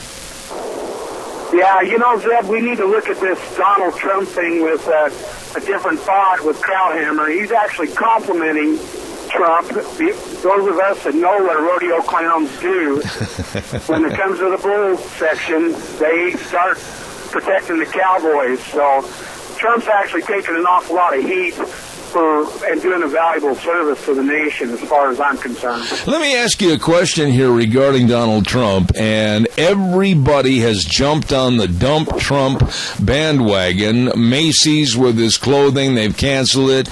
We've seen Univision cancel the Miss Universe campaign and pageant. We've seen a lot of denigration from some of the judges in that pageant that have condemned Donald Trump, and now we hear the country of Mexico coming out with slanderous remarks against him, and then we follow this with the dumping of ESPN coverage of his golf tournament. Wow, this man has suffered more and lost more than any other political candidate. Why?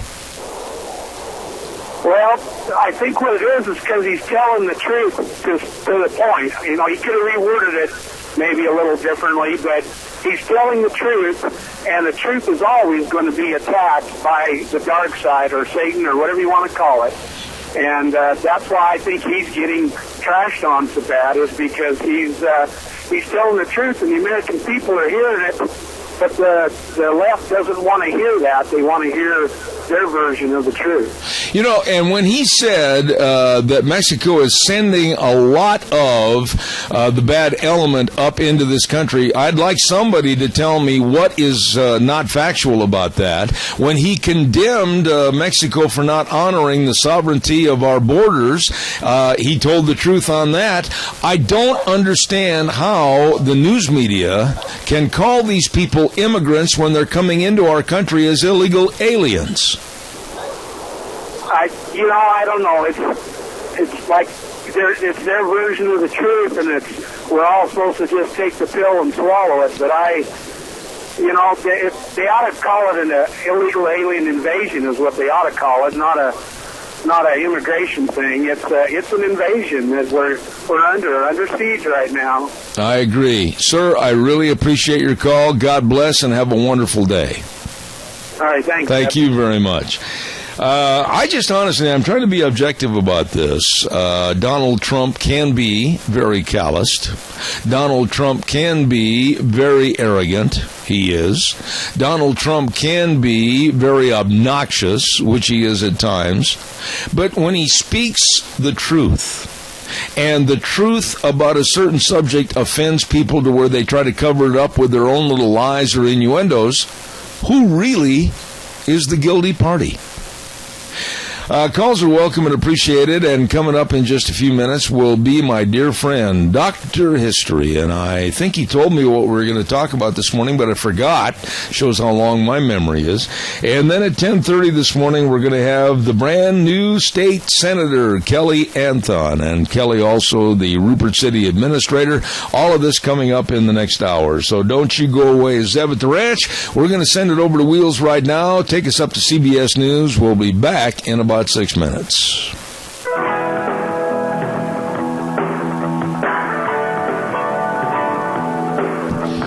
Oh, Oh, my goodness sakes. It's that time again. As we get all set for Dr. History in just a few moments, don't forget that's coming up. But first and foremost, I want to remind you about the Chadwick Sports Grill. Great eating at the Chadwick. And what are they going to have today for a special? Listen to this. Stuffed meatloaf served with choice of side, veggies, and super salad. Ooh, does that sound good? Just like my mom used to make. The Chadwick Sports Grill, 139 West Main in Burley. All kinds of great folks and a great environment and especially great food at the Chadwick Sports Grill. You stop in and see those good folks today. Let me see. Oakley Vigilantes with their great big Oakley Pioneer Days. My goodness sakes, if you're not aware of it, that's coming up next week.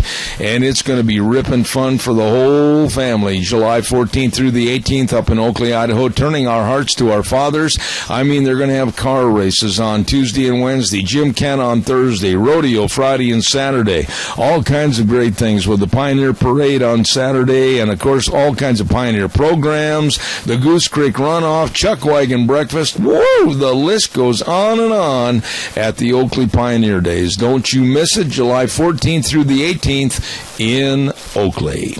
Right now it's time for Dr. History, and Dr. History is brought to you by, of course, Mini-Cassia Sales with old Zach and the rest of the crew at 1321 East Main Street in Burley, right across from the airport. And let me tell you, they've got all your lumber. They've got all your Great Western windows. Save on your heating and cooling bills. They've got all your carpet. They've got all the Tartar Farm and Ranch gate and panels. They've got it all. All you have to do is stop in or give them a call at Mini-Cassia Sales, 1321 East Main in Burley, 878-2091. Good morning, Dr. History. How are you? It is a good morning. Beautiful day out there. The crops are looking good. Nice day. America is green. America is growing. And you're going to talk about America today. Yes, I am. Normally we do this before the 4th of July, but for some reason or other we're doing it after. So I hope we can get through this okay. Absolutely. You know, to preface this, every year for about the last 4 or 5 years, you have got on this program, and we've talked about the value of America and really what Independence Day means. And so whether we do it before or after, it doesn't make any difference. The spirit is still there. Yes. Well, you know, as a student of history, as you are, I find time after time the hand of God in preserving and protecting this great nation. The British set fire to the White House and Capitol, which was stopped by a sudden rainstorm. They did it again a second night, and again another rainstorm. Stopped it. And several times during the American Revolution, the British had the opportunity, they had the upper hand to defeat the American forces, but for some reason did not. And I think I know why. But anyway, our founding fathers referred to the hand of deity in the writing of the Constitution and the Bill of Rights. And, you know, we've talked about this. There's those around us that would have us remove the words "under God" from our Pledge of Allegiance, and there are those who would have us change our national anthem because it's too hard to sing. But, you know, and we're going to talk about this, knowing the story of how the song came to be written by Francis Scott Key. I believe it embodies the spirit of this great country, the bravery and the courage of our military. And I know there are listeners out there who have lost loved ones in the wars, and listeners who, you know, some may have been there. And at this time, I'm especially more grateful for those who personally sacrificed sons, daughters, husbands, fathers. So, you know, you mentioned about the changing of the national anthem. Let me just take 30 seconds and say, over my dead body. You know what? I will do all I can to protect our national anthem as it is. I agree.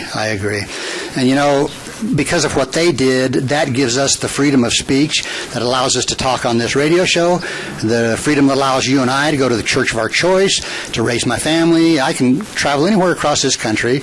And so, again, I want to say thank you to those great people that have paid the ultimate price. Absolutely. And speaking of the price, have you ever wondered what happened to the 56 men who signed the Declaration of Independence? You know, I do know some of their histories, but not all of them. Okay. Well, let me just go through these, and you'll see what happened to these men. You know, a few years ago, a friend of mine posed this question. He said, if you were living back there, would you be on the side of the British or on the side of the Americans? And I said, well, I'd be on the side of the winners, of course. And he said, well, now wait a minute. Let's say you've got a nice 20-acre farm, 4 or 5 cows, some horses, you got 3 or 4 kids. You're doing just fine. Are you going to risk giving that all up to fight? And it had me stop and think for a little bit, you know. So anyway, as far as the Declaration of Independence, 5 signers were captured by the British as traitors and tortured before they died. 12 had their homes ransacked and burned. 2 lost their sons serving in the Revolutionary Army. Another had 2 sons captured. 9 of the 56 fought and died from wounds or hardships of the Revolutionary War. They signed and they pledged their lives, their fortunes, and their sacred honor. So what kind of men are these guys? Well, 24 were lawyers and jurists, 11 were merchants, 9 were farmers and large plantation owners. So these were educated men. They were wealthy. But they signed the Declaration of Independence knowing full well that the penalty would be death if they were captured. Carter Braxton of Virginia, a wealthy planter and trader, saw his ship swept from the seas by the British Navy. He sold his home and properties to pay his debts and died penniless, died in rags. Thomas McKean was so hounded by the British that he was forced to move his family almost constantly. He served in the Congress without pay, and his family was kept in hiding. His possessions were taken from him, and poverty was his reward. Again, somebody who lost everything. Now, vandals or soldiers looted the properties of about 6 or 7 of the other guys, took everything they had. At the Battle of Yorktown, Thomas Nelson Jr. noted that the British General Cornwallis had taken over his home for his headquarters.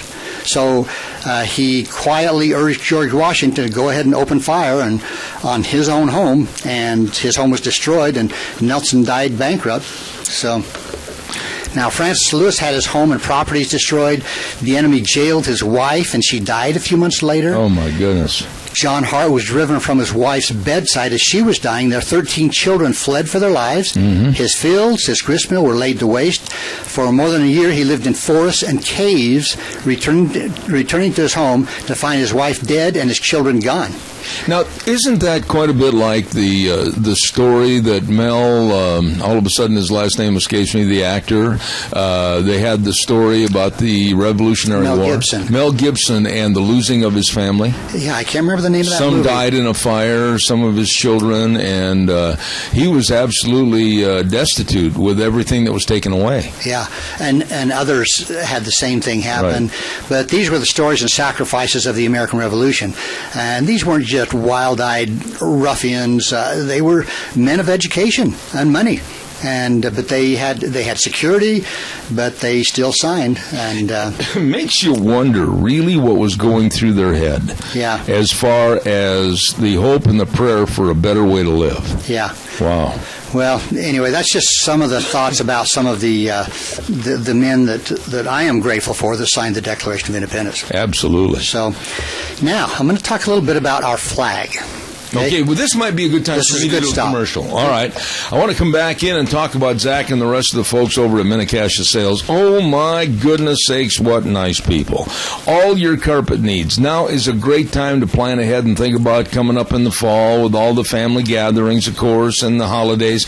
Now would be a great time to get that new carpet in. Great quality carpet right there at Mini-Cassia Sales.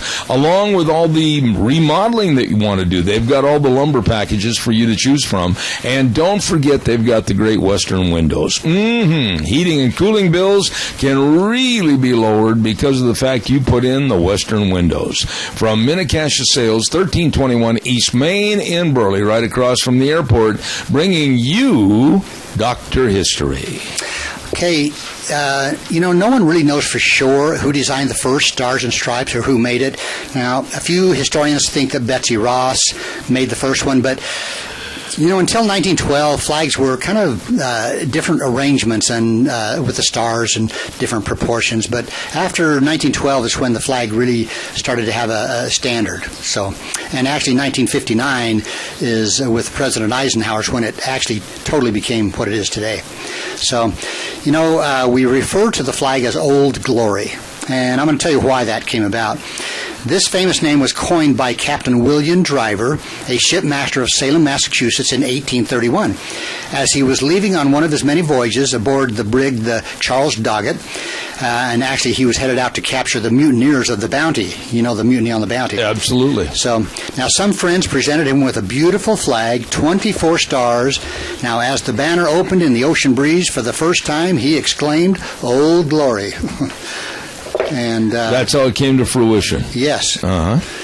Now, he retired in 1837, taking his treasured flag from his sea days with him, and by the time the Civil War erupted, most everyone in and around Nashville recognized Captain Driver's Old Glory.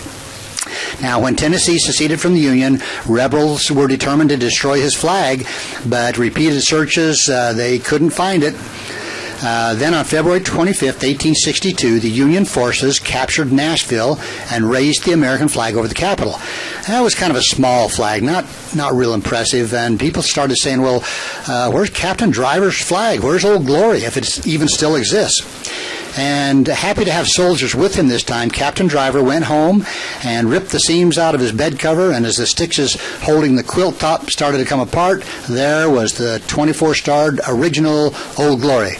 He'd hidden it in a blanket or no a kidding. Comforter, yeah. Oh, my. So Captain Driver, he gently gathered up the flag, returned with the soldiers to the Capitol, and though he was 60 years old, the Ohio 6th Regiment cheered as his flag started waving over the Capitol. Mm-mm. Now, we're going to get to the part that always gives me goosebumps a little. Okay. The national anthem. Yes. So, the War of 1812 was really kind of a second war for independence. The United States declared war in 1812 for reasons like trade restrictions brought about by Britain, the impression of American merchant sailors into the Royal Navy. Anyway, this was really kind of a second battle for independence. So let's go back to about the summer of 1813 for a minute. Fort McHenry. The commander, Major George Armistead, he asked for a flag so big that the British would have no trouble seeing it from a distance. So two officers went to the home of a lady named Mary Pickersgill and commissioned the flag. Mm-hmm. Mary and her 13-year-old daughter Caroline worked in an upstairs front bedroom. They used 400 yards of bunting. They cut 15 stars that measured 2 feet from point to point. Oh, my. 8 red and 7 white stripes, each 2 feet wide, were cut. So laying out the material on the floor and it was sewn together, it was big, 30 by 42 feet. Wow. Now, that's a big flag.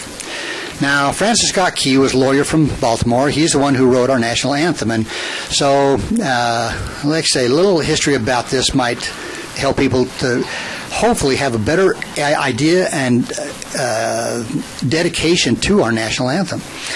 Now, the colony, as I said, were engaged in war with England. Both sides had prisoners. The American government went to the British and said, let us negotiate for the release of these prisoners. The British were holding some of these prisoners in boats about 1,000 yards offshore. The government said, we want to send a man out to negotiate an exchange of prisoners. Well, this happened to be Francis Scott Key. So on the appointed day, he went out in a rowboat to negotiate with the British officials. They reached a conclusion that men could be exchanged on a one-for-one basis. Well, Francis Scott Key was happy with the success of this negotiation. He went down into the cargo hold of the ship and found a mass of humanity. He told them they were free. They would be released from the filth and the chains that held them. When he went back up on the deck, the admiral came to him and said, well, we have a slight problem. We will honor our commitment to release these men, but it will merely be academic after tonight. He said, you see that fort over there? Tonight, we're going to remove it from the face of the earth. Look over the water. Scott could see hundreds of boats and ships. The admiral said that is the entire British war fleet. All of the armament and gunpowder is going to be called upon to demolish that fort. Key said, well, you can't do that. It's full of women and children, and it is really not a military fort. Mm-hmm. The admiral said, well, don't worry. He said, you see that flag way up on that rampart? We've told them if they will lower that flag, the shelling will stop immediately, and we will know that they have surrendered, and you will now be under British rule. Well, Francis Scott Key went down below and told the men what was going to happen. Key told the men, I'll go back up on deck and shout down what is going on. Well, as twilight began to fall and haze hung over the ocean, as it does at sunset, Suddenly, the British war fleet unleashed. The noise was deafening. There was no relief from the sound of the cannon fire. It was impossible to speak or hear. Although it was dark, the sky was suddenly lit. From down below, he could hear the prisoners asking one question. Tell us where the flag is. What have they done with the flag? Is the flag still flying over the rampart? Tell us. 1 hour, 2 hours, 3 hours into the shelling, every time a bomb would explode close to the flag, they could see the flag in that illuminated red glare. And Francis Scott Key would report to the men down below, it's still up, it's not down. The Admiral came and said, your people are insane. What's the matter with them?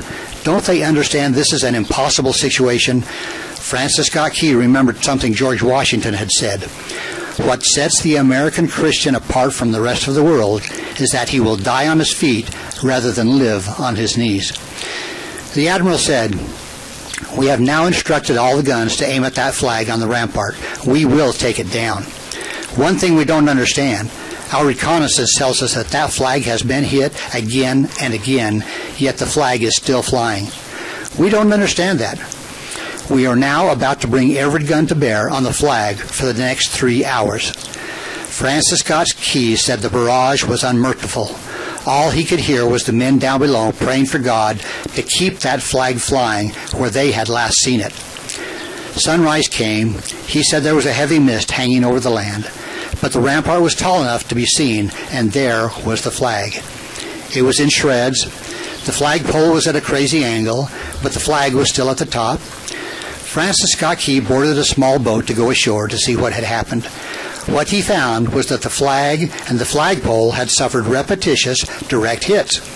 When the flag went down, the Patriots would go over and raise the flag, knowing that it was the main British target. When they died, their bodies were removed and others took their place. He penned the song, "Oh, Say Can You See," by the dawn's early light, what so proudly we hailed at the twilight's last gleaming, or the rocket's red glare, the bombs bursting in air, gave proof through the night that the flag was still there.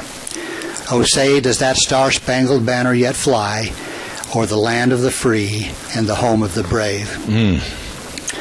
Zeb, there's other verses to this, and I would like just to read the last verse. Absolutely. Sometimes we don't hear. All right. Oh, thus be it ever when free men shall stand between their loved homes and the war's desolation. Blessed with victory and peace, may the heaven-rescued land praise the power that has made and preserved us a nation.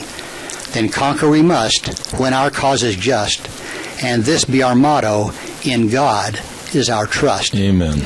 And the star-spangled banner in triumph shall wave o'er the land of the free and the home of the brave. Wow. It does give you goosebumps, doesn't it? You know, I think you and I and a lot of others out there, patriotism is something that we hold sacred. And when our flag is there to stand and put your hand over your heart, I don't have a lot of sympathy for people who criticize our national anthem or our Pledge of Allegiance. It's sacred to me and my relatives that died in the war, in World War II, and others that served in World War I. I had a grandfather in France at the Battle of the Argonne. Right. So, and I know a lot of people out there can think back of being touched by their family members that some did not return. You know, every time you tell this story on the 4th of July or near the 4th of July, like I said, it not only gives me goosebumps, but it gives me a sense of pride that how lucky we are to live in this great country, the United States of America, and how absolutely stunning it is to read the case histories of these people, what they went through, what they lost, never to regain, because they believed in one common goal, and that was the birth of a nation. Yeah. It's an amazing story, and again, this country was founded on a belief in God and deity, and so I have a hard time with those that would want to be politically correct and not have the word or reference to deity in whatever, the Ten Commandments on a courthouse lawn, and things like that.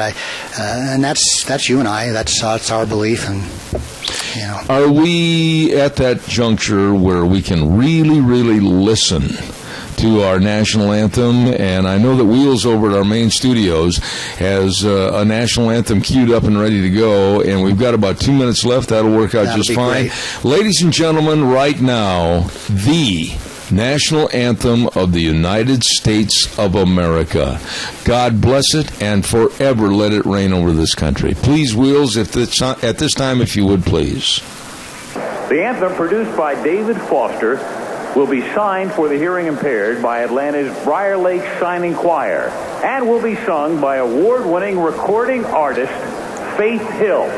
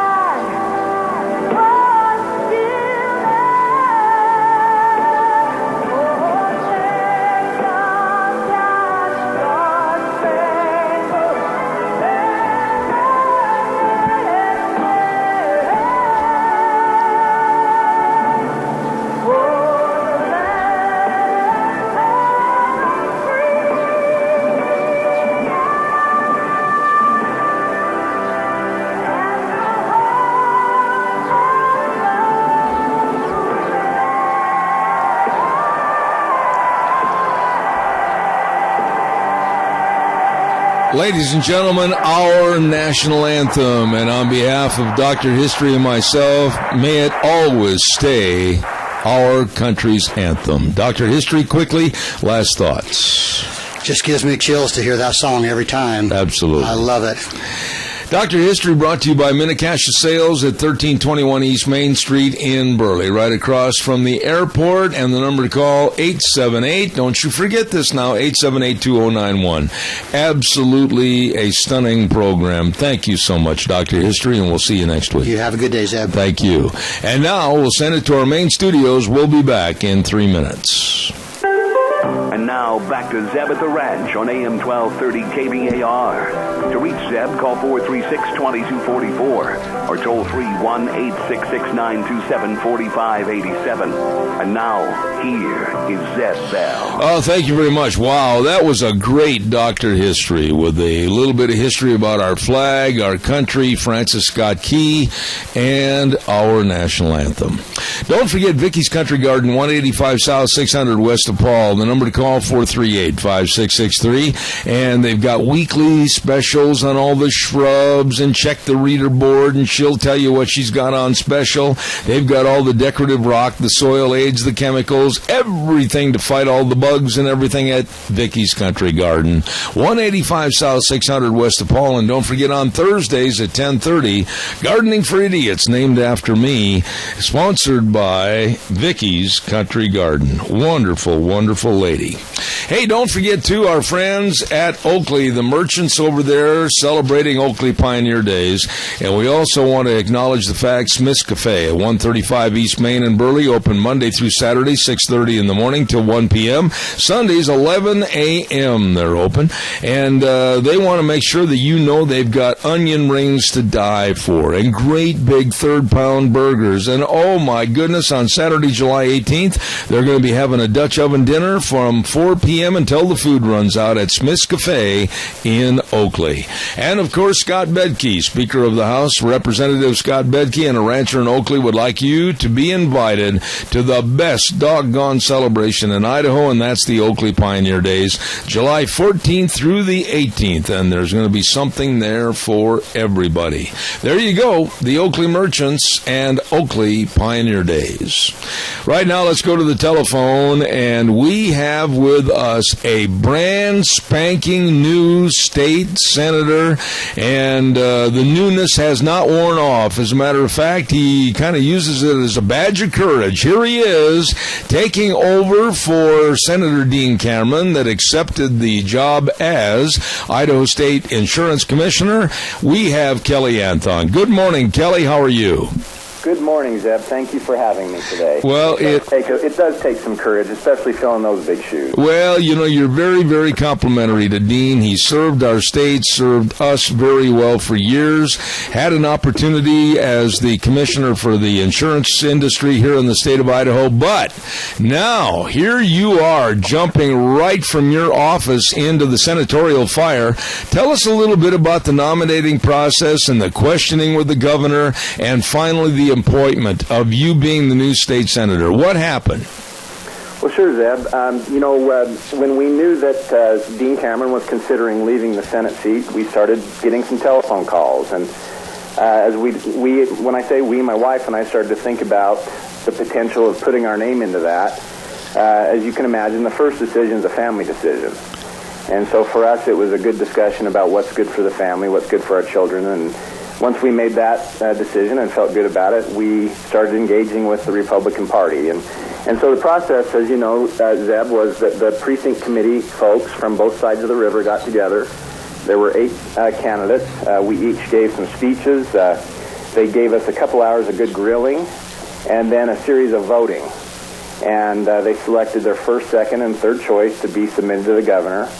I was fortunate enough to be the first choice, and then the governor spent some time thinking about it. He was very conscientious, invited me to Boise. My wife and I, we took another grilling there, to be honest with you, and we talked quite a bit, and it was a good visit with the governor about the issues that are facing the state. Mm-hmm. And that was, I think, last Wednesday. And then last Thursday, of course, he did announce that he had appointed me to the state senate. Let me ask you this, Kelly, as far as the questioning and what type of questions and what knowledge did you have to kind of brush up on a little bit? What were some of the informative questions where they were basing their opinion? What were some of the things they asked you? Well, it's hard for me to know exactly what they used to base their opinion, but they gave me a full kind of rundown of issues that are facing the state, everything from education to water issues. They asked me about things that I cared about, things that I thought would be important going into the state senate. We talked a lot about economic development because I have a pretty good background there, and I know that the governor has had a real interest with his Project 60 and some of the other initiatives to grow the economy for Idaho. And so we also talked quite a bit about foreign direct investment, which is a new concept in Idaho. This idea of, instead of our companies going elsewhere, what do we have to do to draw foreign companies into the United States and especially into Idaho? Mm-hmm. Okay. Now, how is this going to change your life? I mean, Rupert City Administrator, you're also an attorney. What changes or consolidations are you going to have to make to accept this position as state senator? Well, that's a great question, and that was the discussion that we had as a family, which is how do you make this work and really do a good job at it? And so for us, what we know is we're going to be clearing the plate of a number of things that we've been doing. Different committees. I'm currently serving on the Kaza Hospital Board. We may be discussing that with the hospital soon. Those kinds of volunteer things that we've been spending a lot of time doing, we may have to just set aside as we focus on the Senate and also doing a good job for the city of Rupert. I see. So basically you sat down with your family and you made this decision to become a state senator, and then in the not-too-distant future, you're going to have to make a decision if you want to run again on your own merit. Well, that's right, and unless I'm a miserable failure, the plan is that we're running again next spring. That was one thing that I think the governor wanted to make sure of as he discussed with the candidates their intentions. And so we've made a commitment that if the governor did appoint us, we would pursue re-election. Now, what about the issues here in the state of Idaho? It's nice to have you on the program, and we can discuss a little bit from an unjaded viewpoint as to what you think needs to be done, what should be done, what needs to be enhanced. What do you think right now are some of the most pressing issues that have to be addressed at this next legislative session? Well, Zeb, I can't help but think about water issues. As many of you probably noticed over the last year, we had a Rangan water call. Mm-hmm. Now, that was a water call that affected 14 Magic Valley cities. Right. It also proposed to curtail irrigation on about 157,000 acres of agricultural land. 200 cattle operations, companies like Amalgamated Sugar, and on and on. And so what you could see is that if we really don't start to get a handle on some of our thoughts about consumptive uses, some of the laws about how we measure domestic use inside of cities and some of these things, we could see a very devastating impact to Idaho's economy. Just to give you a flavor for this too, if you were to follow through with that curtailment that was ordered by the court last year, that would affect 60% of Idaho's dairy processing capacity. Right. That's about 100,000 dairy cows. You'd also see, our wet industries like our cheese factories and such be shut down. And so I think that's got to be one of the key issues for the legislature going forward. And I have to say, I've been really pleased with Speaker Bedke, because he's been right in the middle of the talks and the debates and also the meetings behind closed doors with the parties about how we're going to resolve our water issues.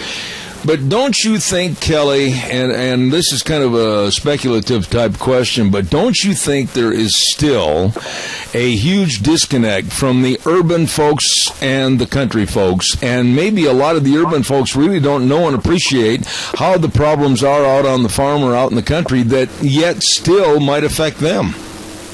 Yes, absolutely. I always think of the saying, you're not appreciating what you do until you stop doing it. And it certainly comes that way with agriculture, because there is a disconnect with urban regions when they just don't understand the natural resource issues, the economic issues that go along with agriculture. And some of the left-leaning folks that frown on animal husbandry and some of these things just don't have a real feel for what impact it would be if we actually followed through with their philosophy. Okay. So no, there is a disconnect, Zeb, and that's one of the things that really also motivated me to the Senate, which is I'm a family farm kid. This is my background. Right. And also, having worked in economic development in the Magic Valley area, what you realize is the real heart and soul of our economy is agriculture. And we need good people in the legislature who understand agriculture and who are willing to fight for it. All right, you mentioned water as one of the prime problems that has to be addressed. What other entities come into your mind as, it's going to be a tough legislative session, and I'm really going to get my feet wet in a big hurry? Well, I think some of the tough issues that we'll continue to face would be issues of, how much involvement are we really going to have of the federal government, and how much money is tied to that in a general sense. So I'm thinking, for example, of Medicaid expansion. What you find, if you were to talk to your county commissioners, they will tell you that one of the things they struggle with is a whole bunch of unfunded mandates from the state government. Right. And also the real draw on the uninsured on the county coffers, the indigents. If you talk to the hospitals, like I mentioned, I've worked with both the hospitals in Rupert and Burley. And what you find as you visit with them is one of the big challenges is those who come in, who receive treatment and services and have no way to pay for it. And so I've watched Representative Wood, who is fairly well versed in these issues, and I think he's going to be a real asset to our community as we deal with this issue. But I think that's one of them, Zeb. I think certainly that is one of them. I think kind of on another level, one of the issues that seems to continue to greet the state legislature is the Add the Word campaign. Mm-hmm. And so I've been watching that with interest. And what has really sparked my interest and attention is to watch Utah. So if you follow this issue in Utah, which, as we know, is a very conservative state, they've been able to navigate, I think, through some of these issues with a limited amount of success, where they really are protecting those of us who have religious ideals that are not conducive to this notion that the homosexual lifestyle is the way we ought to be doing things. Right. And so I think there's always common ground. You know, I think of the issue of gay marriage. One of the things that we all ought to be concerned about, whether it's you're pro-gay marriage or anti-gay marriage, or whatever your stance is, we need to be very conscientious about the United States Supreme Court, 9 unelected people, drastically changing the legal system and their interpretation of our Constitution. And so this recent decision on gay marriage, I think the governor had a good response on that because he really touched on the importance of the 10th Amendment and the notion that what we're losing as states are as citizens is our ability to make decisions for ourselves, our freedoms.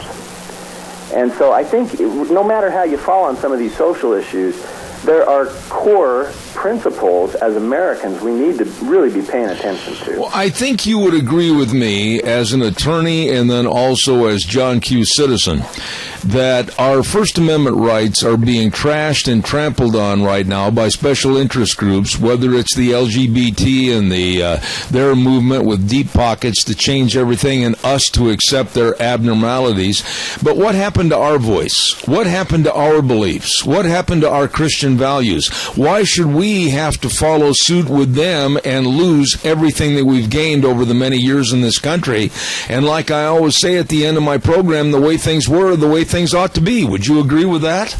Well, I certainly would agree, Zeb, that we've got to be paying attention to our First Amendment rights. And, you know, it's really interesting because when we look at these social issues, it depends on which side you fall as to how you feel about what the court did. But the fact of the matter is, like I said, all of us on every side of every issue need to be paying attention to the very thing you just talked about. And that is that when an activist court starts to get involved in telling us what we can and cannot believe, or how we're going to behave and live our lives, or who we're going to hire and how we're going to do things, I think we all ought to very, very much set up and pay attention because we're going to lose our liberties if we're not careful. Kelly, with Idaho with a balanced budget as compared to a state that is absolutely costing everybody in the United States money, and as they go, sometimes they drag people with them, the state of California. Boy, that cancer situation on the left coast, I hope it doesn't permeate up into the Northwest. What are your thoughts on that? Well, and Zeb, what I'm concerned about, and I think you're touching on, is really the fiscal irresponsibility that we're seeing on the level of the federal government. Absolutely. And it is not sustainable, and I think it's the single most important security risk that the United States faces.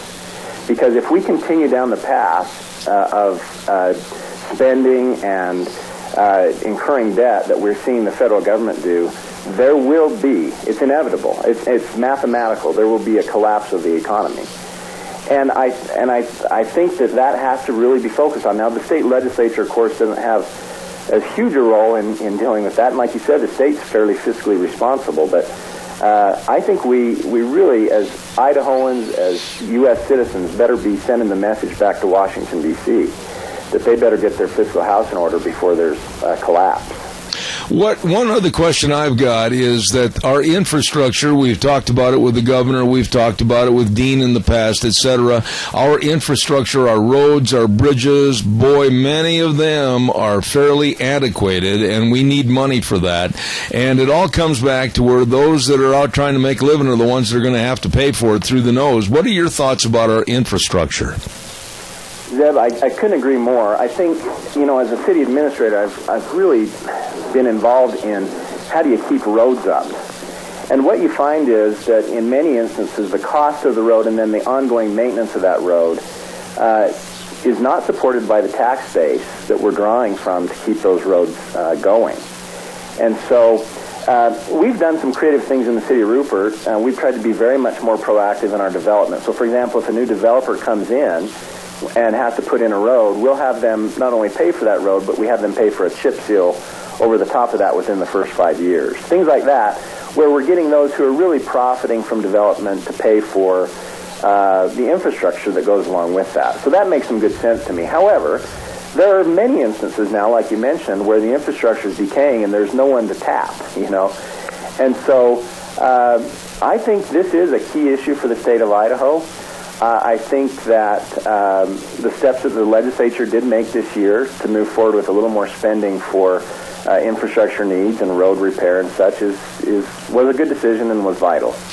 One final thought, Kelly, and it's in regards to Obamacare and the Supreme Court passing Obamacare as A-OK, Idaho with their insurance exchange, et cetera. What are your thoughts about looking ahead into a crystal ball, maybe the next 3 to 5 years, with Obamacare, the law of the land?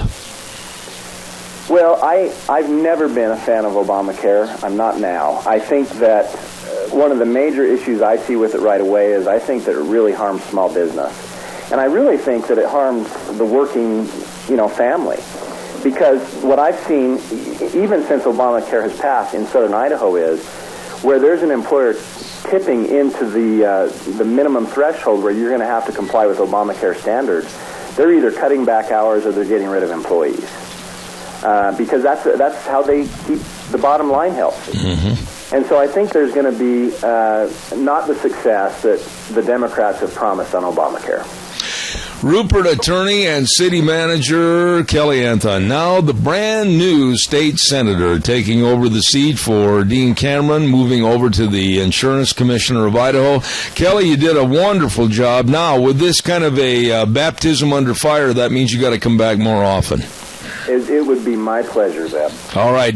God's blessings to you and your family, and thank you for taking the time to come on the program this morning. Thank you so much. Appreciate it. All right, sir. Thank you very much. Sharp young man, Kelly Anton, and I thank him for being on the program because he is now the new senator from District 27.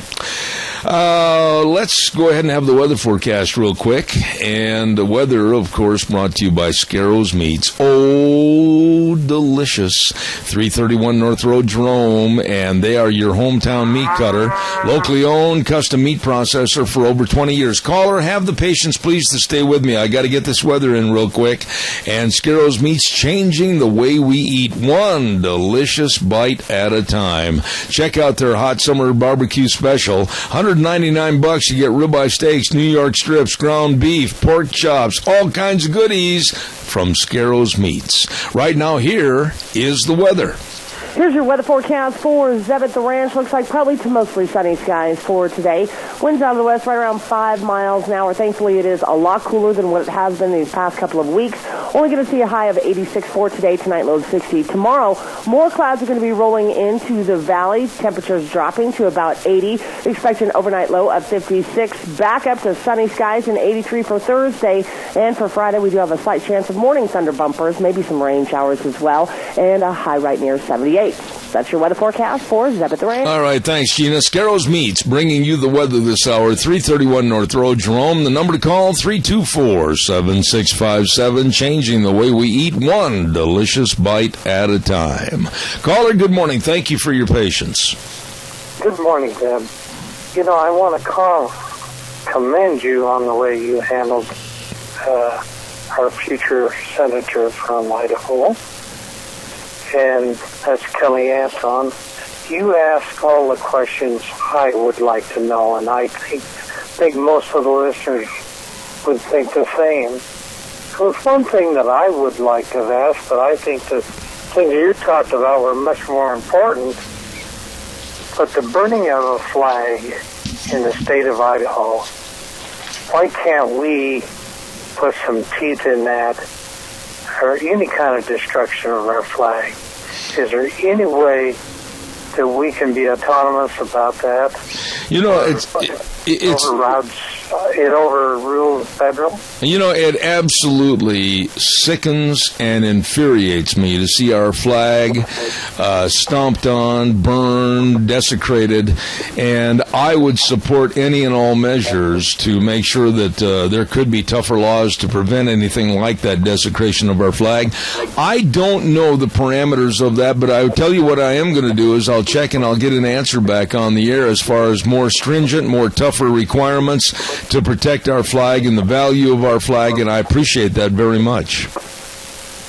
Well, I appreciate you and the way you conduct your program, and if there's anything I can do personally to further this cause, because I am a veteran and I would like to see this flag respected. God bless you. I appreciate that, Keith. As always, thank you for your call, my dear friend. Thank you so much.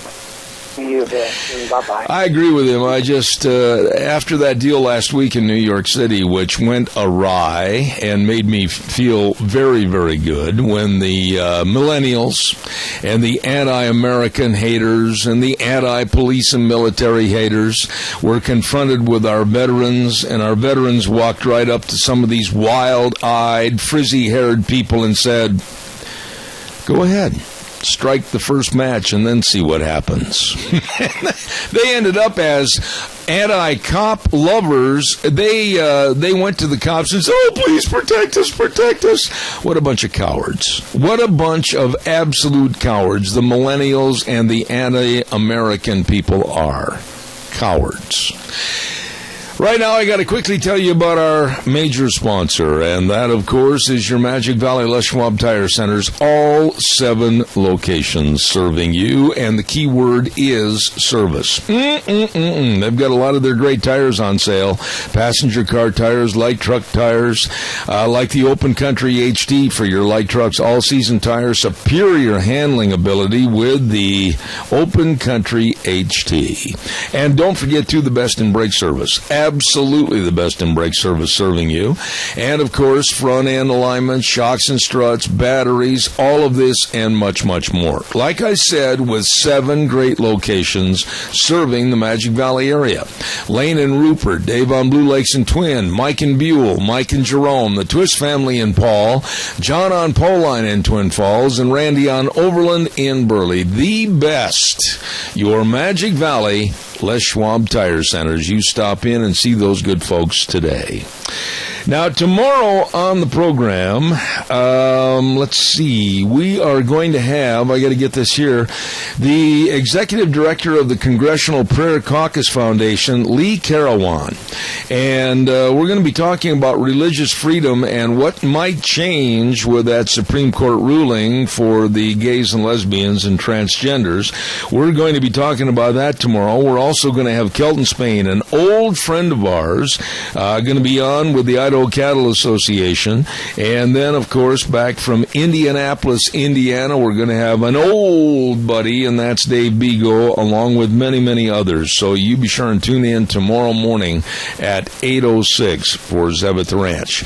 One more time, I want to say thank you very much to Gina Jameson and Wheels for handling the program for me yesterday. Thank you for all your kind remarks, your text, your messages, everything. Thank you very much. I appreciate it. But until tomorrow morning at 8:06, we'll saddle the horse and ride for 3 hours right here on Zebeth Ranch. The way things were are the way things ought to be. We'll see you tomorrow morning.